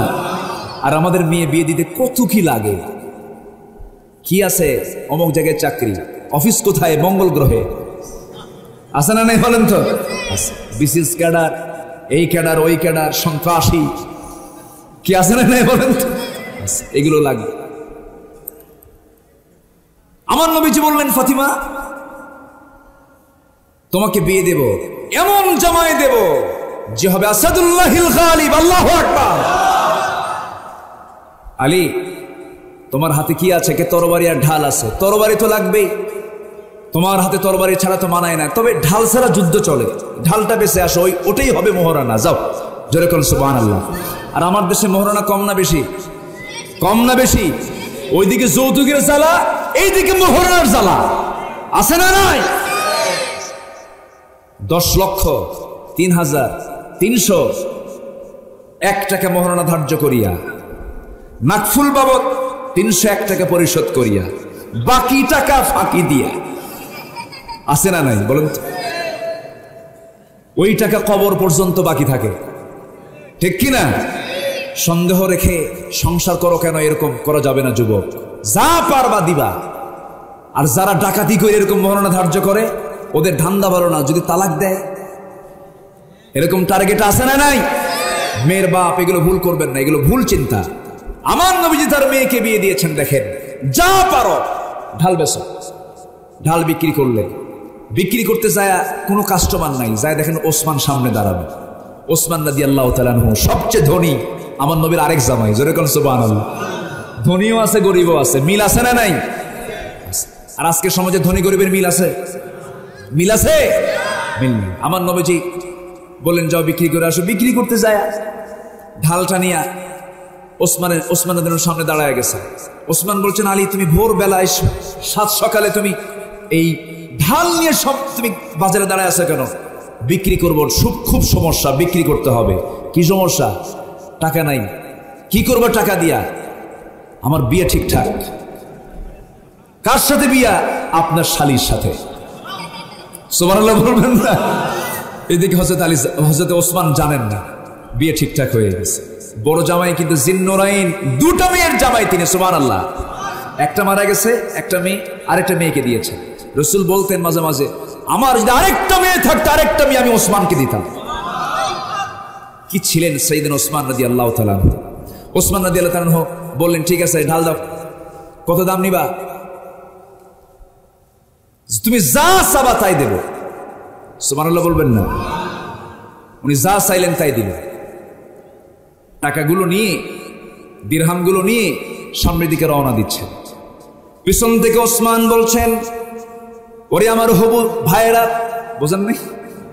ওরে আমার হবু ভাইরা, আলী এই দিকে আসো, তুমি হলো আসাদুল্লাহিল গালিব, জিহাদের ময়দানে তুমি যুদ্ধ করতে যে কোনো সময় তোমার যাওয়া লাগতে পারে, ঢাল ছাড়া তোমাকে মানায় না, আমি তোমাকে টাকাটাও দিয়ে দিলাম, ঢালটাও তোমাকে আমি হাদিয়া স্বরূপ বিয়ের আগেই দিলাম, বিয়ের আগেই দিলাম, যাও। ঢালটা নিয়ে টাকাগুলো নিয়ে নবীর সামনে দাঁড়ায় গেলেন। আমার রাসূল বলছেন, ওরে আলী, মনে হয় তোমার ঢালটা বিক্রি হয় নাই, দারুণ বেকায়দায় পড়ে গেছে, সমস্যা নাই। তিনি বলছেন, ইয়া রাসূলুল্লাহ, ঢাল বিক্রি হয়েছে, এই যে টাকা আনছি। হাতে কেন ঢাল? হুজুর বিক্রি হয়ে গেছে, আমার আবার হাদিয়া দিছে। কে হাদিয়া দিল? ওসমান। লোক আর খুঁজে পাও নাই। সুবহানাল্লাহ বলবেন না? লোক আর খুঁজে পাও নাই, এমন লোকের কাছে বিক্রি করতে গেছো। আমি তো ওসমানকে বলার সুযোগই পেলাম না, তুমি আগেই জানায় আসলাম, এখন কেমনে তারে কই? বড় আমার জামাই, কিন্তু সেই বড় জামাই তো আমার এলাকার মতো আপনার এলাকার মতো এরকম তিড়ি মার্কা জামাই না। কথা বোঝেন নাই? আমার আগে কয় নাই বিয়েতে যাবো না, এরকম আছে না নাই? কিন্তু সাইয়েদনা ওসমান তো তা ছিলেন না। সুন্দর বিষয়, বিয়ের বিষয় হয়ে গেছে, সুন্দরভাবে হয়ে যাক। আমার নবী যে বিয়েটা সম্পূর্ণ করবে, 9 নম্বর পূর্ণ বিয়ে, যে বিয়েতে কোনো খরচ নাই, যে বিয়েতে কোনো প্রকার অতিরিক্ত কোনো প্রকার বিলাসিতা নাই। আমার নবী যে বিয়ে দিলেন, বিয়েটা দেওয়ার সময় আমার নবীজি যখন ইজাব কবুল হয়ে গেছে, আমার নবীজি আস্তে করে আমার নবীজি তার মেয়েটাকে কাছে নিয়ে বলছেন, ও আমার মেয়ে ফাতিমা, তুমি আমার দেহের টুকরা, আমার রক্ত, তুই, তোকে আমার একদিন না দেখলে ভাল লাগে না। তবে তোকে একটা কথা বলে দিই ফাতিমা, আজকে থেকে তুই তোর স্বামীর ঘরে যাচ্ছিস। আমার মেয়ে, তুমি তোমার স্বামীর ঘরে যাচ্ছ। এই যে আজকে তোমাকে পাঠায় দিলাম, মৃত্যুর দিন পর্যন্ত স্বামীর বিরুদ্ধে একটা নালিশও যেন আমার কানে না আসে। একটা আস্তে কান সুবহানাল্লাহ। আজকের বাপ মারা বলে, যা কিছু হইলে ফোন দিবি, খাইয়া ফেলাবো। আসলে এরকম আছে? আমার ভাইয়েরা, আমার নবীজি মেয়েকে পাঠায় দিলেন। কোথায় পাঠালেন? ঘর নাই, বাড়ি নাই। আমার নবীজির কাছে কয়েকদিন পরে সে বলছে, আব্বা জান, আমাদের তো ঘর নাই, একটা ব্যবস্থা করা যায় কিনা? আমার নবীজি করলেন কি, পার্শ্বে একটা ছোট্ট ঘর ভাড়া নিলেন। নবীজি তাকে পাশেই রেখে দিলেন। সন্তান দুটা হলো, ওই সন্তান দুটা হলো, সংসারের কাজকর্ম বেড়ে গেছে। একদিন বলছেন, আব্বা, একটা দাসী দেওয়া যায় নাকি, আমার একটু সহজ হতো। আমার নবীজি বলছেন, ও ফাতিমা, এই যে যাই নামাজটা একটু টান দিলাম, দেখো কত দামি দামি মণিমুক্তা খচিত চকচক করছে। এগুলো চাও না জান্নাত চাও? কি চাও তুমি? আমি জান্নাত চাই। আমার নবীজি বললেন, শোনো, আমার কলিজার টুকরা মেয়ে ফাতিমা, উহুদ পাহাড় 12 মাইল লম্বা। এই 12 মাইল লম্বা উহুদ পাহাড় যদি আমি আল্লাহর কাছে বলতাম, আল্লাহ তুমি আমার জন্য এটা সোনা বানিয়ে দাও, আল্লাহ পাক আমাকে উহুদ পাহাড়টা সোনা বানায় আমাকে মালিকানা দিতে পারতেন। আমি তা গ্রহণ করি নাই। আমার মেয়ে ফাতিমা, তুমি এগুলো চাইও না, আমি তোমাকে একটা আমল শিখায় দেই। আমার মায়েরা শুনছেন কিনা জানি না, সকালে সুবহানাল্লাহ, আলহামদুলিল্লাহ, আল্লাহু আকবার 33, 34 বার, 100 বার, সন্ধ্যায় 100 বার যদি কেউ এই আমলটা করতে পারে, তার গোটা পরিবারের সমস্ত কাজগুলো আল্লাহ রাব্বুল আলামিন কঠিন কাজগুলোকে সহজ বানায়া দিবেন। জোরে বলে সুবহানাল্লাহ। হযরত আলী এই আমলটা যখন ফাতিমার কাছ থেকে শুনতে পেয়েছিলেন, সিফিনের যুদ্ধের দিনও তিনি আমলটা ভুলেন নাই। এই আমলটা তিনি করেছেন, সকালে করেছেন, সন্ধ্যায় করেছেন। খুব গুরুত্বপূর্ণ আমল। এই আমলটা আমরা সবাই করার চেষ্টা করব। সুবহানাল্লাহ, আলহামদুলিল্লাহ, আল্লাহু আকবার 33, 34 বার, মোট কতবার হলো? 100 বার সকালে, 100 বার সন্ধ্যায়, 100 বার আমরা পড়বো। জোরে বলি ইনশাআল্লাহ। নামাজ না পড়লেও চলবে, ও নামাজ পড়তে হবে তো। আমার ভাইয়েরা, নবীজি ফাতিমাকে পাঠায়া দিলেন। ফাতিমাকে পাঠায়া দেওয়ার পর একদিন ফাতিমা রাদিয়াল্লাহু তাআলা আনহা আমার নবীর সামনে বাড়িতে চলে এলেন। নবীর সামনে বসে বসে নামাজ পড়ছিলেন। বসে বসে নামাজ পড়া দেখে আমার নবীজির মন খারাপ হয়ে গেল। নবীজি বলছেন, ফাতিমা রে, তুমি যুবতী মেয়ে, তুমি বসে বসে নামাজ পড়ো কেন? অসুস্থ হলে মানুষ বসে নামাজ পড়বে। তুমি যুবতী, তুমি তো দাঁড়িয়ে দাঁড়িয়ে নামাজ পড়ার কথা, এমনটা করে নামাজ পড়া উচিত নয়। ফাতিমা কাঁদতে কাঁদতে বলছেন, বাবা, তুমি তো বিয়ের দিন একটা কথা জানিয়ে দিয়েছো, স্বামীর বিরুদ্ধে যেন কোনো নালিশ আমার কানে না আসে। আমি তোমার ঘরে এসে চিন্তা করতে লাগলাম, আমি যদি দাঁড়িয়ে দাঁড়িয়ে নামাজ পড়ি, আমার জামার পিছন দিকে একটা সেরা অংশটুকু আছে, সেই সেরা অংশটুকু তোমার নজরে পড়ে যাবে। সেই নজরে পড়ে যাওয়ার সঙ্গে সঙ্গে তোমার মনে কষ্ট হবে, আর মনে মনে চিন্তা করবে, আমার জামাই আলী আমার মেয়েকে কাপড়ে কষ্ট দিচ্ছে, আমার স্বামীর এতটুকুন দুর্নাম প্রকাশ পেয়ে যাক, আমি চাই নাই। মনে করে আমি তোমার বাড়িতে এসে বসে বসে, এই কারণে আমি বসে বসে নামাজ পড়তেছি। জোরে বলেন সুবহানাল্লাহ। আমার মায়েরা, আমার আলোচনা যারা শুনছেন, এক রাতে সব কথা তো বলা যায় না। এই ফাতিমার জীবনগুলো একটু জানার চেষ্টা করবেন, আসিয়ার জীবনটা জানার চেষ্টা করবেন, মারিয়ামের জীবনগুলো একটু জানার চেষ্টা করবেন, সূরা তাহরিম পড়বেন, ইমরাত ফিরাউন, মারিয়ামের ইতিহাসটা জানার চেষ্টা করবেন, ইতিহাসগুলো জানবেন, বুঝবেন। আপনি অশ্লীল নাটক দেখবেন না, সিনেমা দেখবেন না। ফাতিমার জীবন যদি আপনার জীবন হয়ে যায়, খাদিজার জীবন যদি আপনার জীবন হয়ে যায়, আল্লাহর 8টা জান্নাত আপনার জন্য অপেক্ষা করবে। জোরে বলি সুবহানাল্লাহ। আল্লাহ তুমি এই এলাকার প্রত্যেকটা ঘরে ঘরে মাদেরকে ফাতিমা বানাও, খাদিজা বানাও, সুমাইয়া বানাও। জোরে বলি আল্লাহুম্মা আমিন। মন তো চাচ্ছে অনেক কথা বলবো, কিন্তু 12টা, এত রাত হয়ে গেল, আমি তো বুঝতেছি না কিছু। সফল হতে চাই আমরা না বিফল হতে চাই? লস করতে চাই না লাভ করতে চাই? লস না লাভ? দুনিয়াতে লসও আছে, লাভও আছে, কিন্তু 3টা কাজ করলে কোনো লস নাই। 3টা কাজ আমরা করব। 1 নাম্বার কাজ হলো আমরা কোরআনটা তেলাওয়াত করব, নিয়মিত না অনিয়মিত। নামাজের মধ্যে তেলাওয়াত আছে না নাই? নামাজের ভিতরেও তেলাওয়াত করব, নামাজের বাইরে তেলাওয়াত করব। ওয়াইদা তুলিয়াত আলাইহিম আয়াতুহু যাদাতহুম ঈমানা। নাম্বার 2 হলো ওয়াকামুস সালাহ, নামাজ কায়েম যারা করবে, নামাজ আমরা পড়ব, নামাজ কায়েমের সংগ্রাম করব। জোরে বলি ইনশাআল্লাহ। নামাজ হবে কয় ওয়াক্ত? আসতে বলবেন না, কয় ওয়াক্ত? একা না জামাতে? মনোযোগে না মনোযোগে? বুঝে না না বুঝে? জেনে না না জেনে? সময় না অসময়ে? তাড়াতাড়ি না আস্তে আস্তে? বলেন তাড়াতাড়ি না আস্তে আস্তে? আস্তে আস্তে নামাজ পড়বো আমরা। যার মধ্যে নামাজের তাড়া কাজ করবে, ভাবতে হবে ছেঁচড়া শয়তান ধরছে। কি শয়তান ধরছে? নামাজে যার তাড়া হবে, নামাজ শেষ করবো কখন, নামাজ শেষ করবো কখন, এই চিন্তা যখন মাথায় আসবে, তখন ভাবতে হবে ছেঁচড়া শয়তান তাকে ধরেছে। এমনটা হওয়া যাবে না। নামাজ পড়বো তখন সেই সময় মনে হতে হবে নামাজ যত লম্বা হবে, আমার আল্লাহর সঙ্গে প্রেমের খেলা তত জমতে থাকবে রে। জোরে বলে সুবহানাল্লাহ। আমার ভাইয়েরা, নামাজটা আমরা এমন ভাবে পড়বো যেন আমি আমার আল্লাহর সঙ্গে প্রেম করতেছি, আল্লাহর সঙ্গে মহব্বত করতেছি। আল্লাহ বলেন, বান্দারে তুই যখন নামাজে দাঁড়াস, তুই আমার মেহমান হয়ে যাস। যেরকম সুবহানাল্লাহ। নামাজ মানে কার মেহমান হওয়া? আসতে বলবেন না, কার মেহমান হওয়া? আল্লাহ বলেন, বান্দারে তো আমি তোকে মেহমান বানায় নেই, তুই সেই সময় যা কিছু বলিস তা আমি কবুল করে নেই। বান্দা যখন নামাজে দাঁড়ানোর জন্য ওযু বানায়, ওযু মানে সগীরা গুনাহ মাফ হয়ে যাওয়া। যেরকম সুবহানাল্লাহ। 2 হাত ধৌত করবো, হাতের সগীরা গুনাহগুলো মাফ হয়ে যাবে। মুখমণ্ডল ধৌত করবো, মুখের সগীরা গুনাহগুলো মাফ হয়ে যাবে। মাথা মাসে করবো, মাথার সগীরা গুনাহগুলো মাফ হয়ে যাবে। 2 পা ধৌত করবো, 2 পায়ের সগীরা গুনাহগুলো মাফ হয়ে যাবে। বান্দা যখন হেঁটে হেঁটে মসজিদের দিকে যাবে, প্রত্যেকটা কদমে 10টা করে নেকি লেখা শুরু হয়ে যাবে। বান্দা যখন নামাজে দাঁড়ায়, আল্লাহ সেই সময় বান্দার সামনে দাঁড়ায়া যান। আস্তে করুন সুবহানাল্লাহ, আরো জোরে করুন সুবহানাল্লাহ।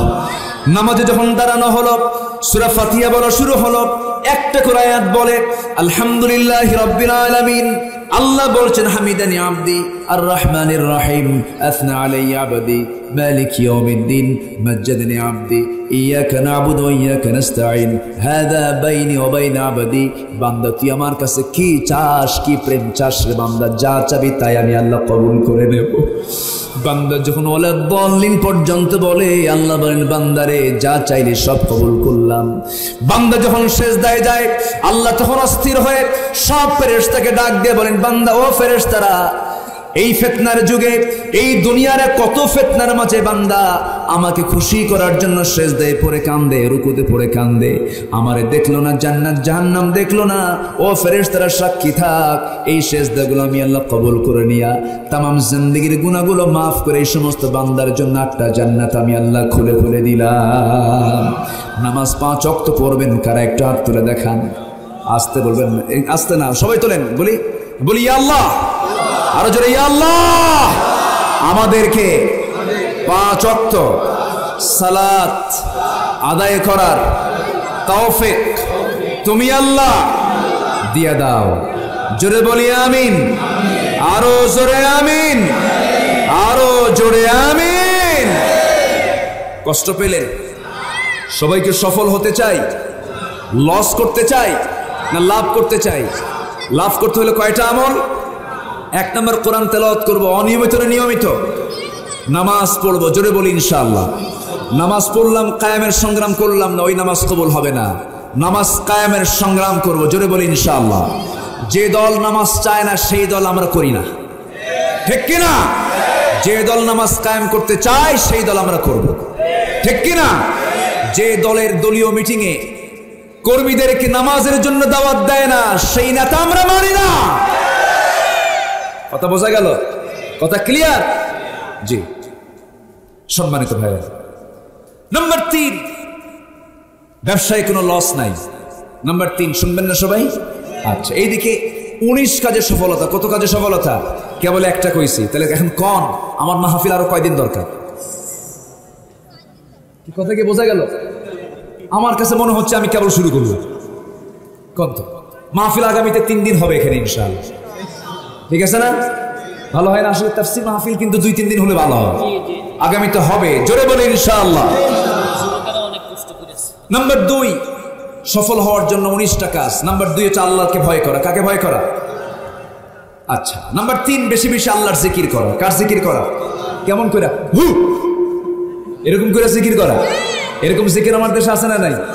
জিকির করতে করতে পায়জামা নাই, জিকির করতে কিন্তু কি গাছের ডালে আছে না, বাঁশের আগায়, লাভ মেরে আম গাছে ওঠে, জাম গাছে ওঠে, ভুল করে বড়ই গাছে ওঠে না, আছে না নাই? বল, বড়ই গাছে কাটা আছে, এই হুশ ঠিকই আছে। হ্যাঁ, এই হচ্ছে সমস্যা। বক্তা ওয়াজ করে, সামনে লাফায় ব্যাঙের মতো, আছে না? এগুলো ভণ্ডামি। এগুলো আমার নবীজির বয়ানে কোন সাহাবীর দ্বারা এরকম ঘটনা ঘটে নাই। এগুলো করা যাবে না। নাম্বার 4, তওবা করা। কি করা? হ্যাঁ, তুবু ইলাল্লাহি আইয়ুহাল মুমিনুন লাআল্লাকুম তুফলিহুন। আল্লাহু আকবার বলো। নাম্বার 5 হলো আল্লাহর নিয়ামত স্মরণ করা। নাম্বার 6 হলো অপবিত্র অবৈধ জিনিস গ্রহণ না করা। 7 হলো সৎকর্ম করা। 8 হলো শয়তানের কাছ থেকে দূরে থাকা। 9 হলো আল্লাহর রাসূলের আনুগত্য করা। 10 হলো আল্লাহর পথে সংগ্রাম করা। কোন এগুলো কথা কি একটা দুইটা কথা? একটা কথা বলতে গেলে আরো কত মিনিট সময় লাগতো। এরকম করে 19টা বলবো? বলবো? থাকবেন? রাজি আছেন? সবাই থাকেন, আমি যাই। নাম্বার 10 হলো সৎ কাজের আদেশ দেওয়া, অসৎ কাজে অসৎ কাজে বাধা দেওয়া। বাধা নিষেধ কি? মুসলমান কি দেবে? বাধা দেবে। আমি মদ খাবো না, কাউকে মদ খেতে দেব না। তাহলে আমরা কি লস হবো না সফল হব? সফল হব। 11 হচ্ছে কোরআনের বিধান মেনে চলা। 12 হচ্ছে আল্লাহ নবীর কথা মেনে চলা। 13 হচ্ছে আত্মীয় এবং অন্যান্য মানুষের হক আদায় করা। 14 নম্বর হলো মনের সংকীর্ণতা থেকে মুক্ত থাকা। নাম্বার 15 হলো তাকওয়ার গুণাবলী অর্জন করা। 16 হচ্ছে পরকালের সফলতাই হলো চূড়ান্ত সফলতা। 17 নম্বর হলো যার নেকির পাল্লা ভারী হবে সে কি বিফল না সফল? বিফল না সফল? জান্নাত পাওয়া হলো বড় সফলতা, বলি আলহামদুলিল্লাহ। আর যে আয়াত থেকে শুরু করেছি আমি আলোচনা, সেখানে 3টি কাজে কোনো লস নাই। নাম্বার শেষ হলো প্রকাশ্যে এবং গোপনে দান করা। কার পথে? আসতে বলবেন না, কার পথে? প্রকাশ্যে দান করলেও কবুল করবেন কে? গোপনে দান করলেও কবুল করবেন কে? আজকে আমরা এখানে কিছু দান করব, প্রকাশ্যে না গোপনে? দেখেন অনেকে কয় গোপনে, প্রকাশ্যে। আমরা কিছু দেব, সবাইকে দিতে রাজি আছেন? এখানে দিলে কিসের জন্য দেওয়া হবে? দিলে কার জন্য দেওয়া হবে? আল্লাহর জন্য দেওয়া হবে। সবাইকে দিতে রাজি আছেন না? যদি একটু চাদর দেওয়া হয়, সেই চাদরে যে যা পারি আমরা, খুব বেশি লোকজন আসেন নাই, একটু বেশি লোকের হক আদায় করে দয়া করে 2 টাকা, 6 টাকা, 10 টাকা কেউ দিবেন না। 2 টাকা 5 টাকা এখন ফকিররাও নেয় না। মেহেরবানি করে একটু আল্লাহকে দিচ্ছি এটা মনে করে, আমি আল্লাহকে দিচ্ছি। আমি কাকে দিচ্ছি? আল্লাহকে দিচ্ছি এটা মনে করে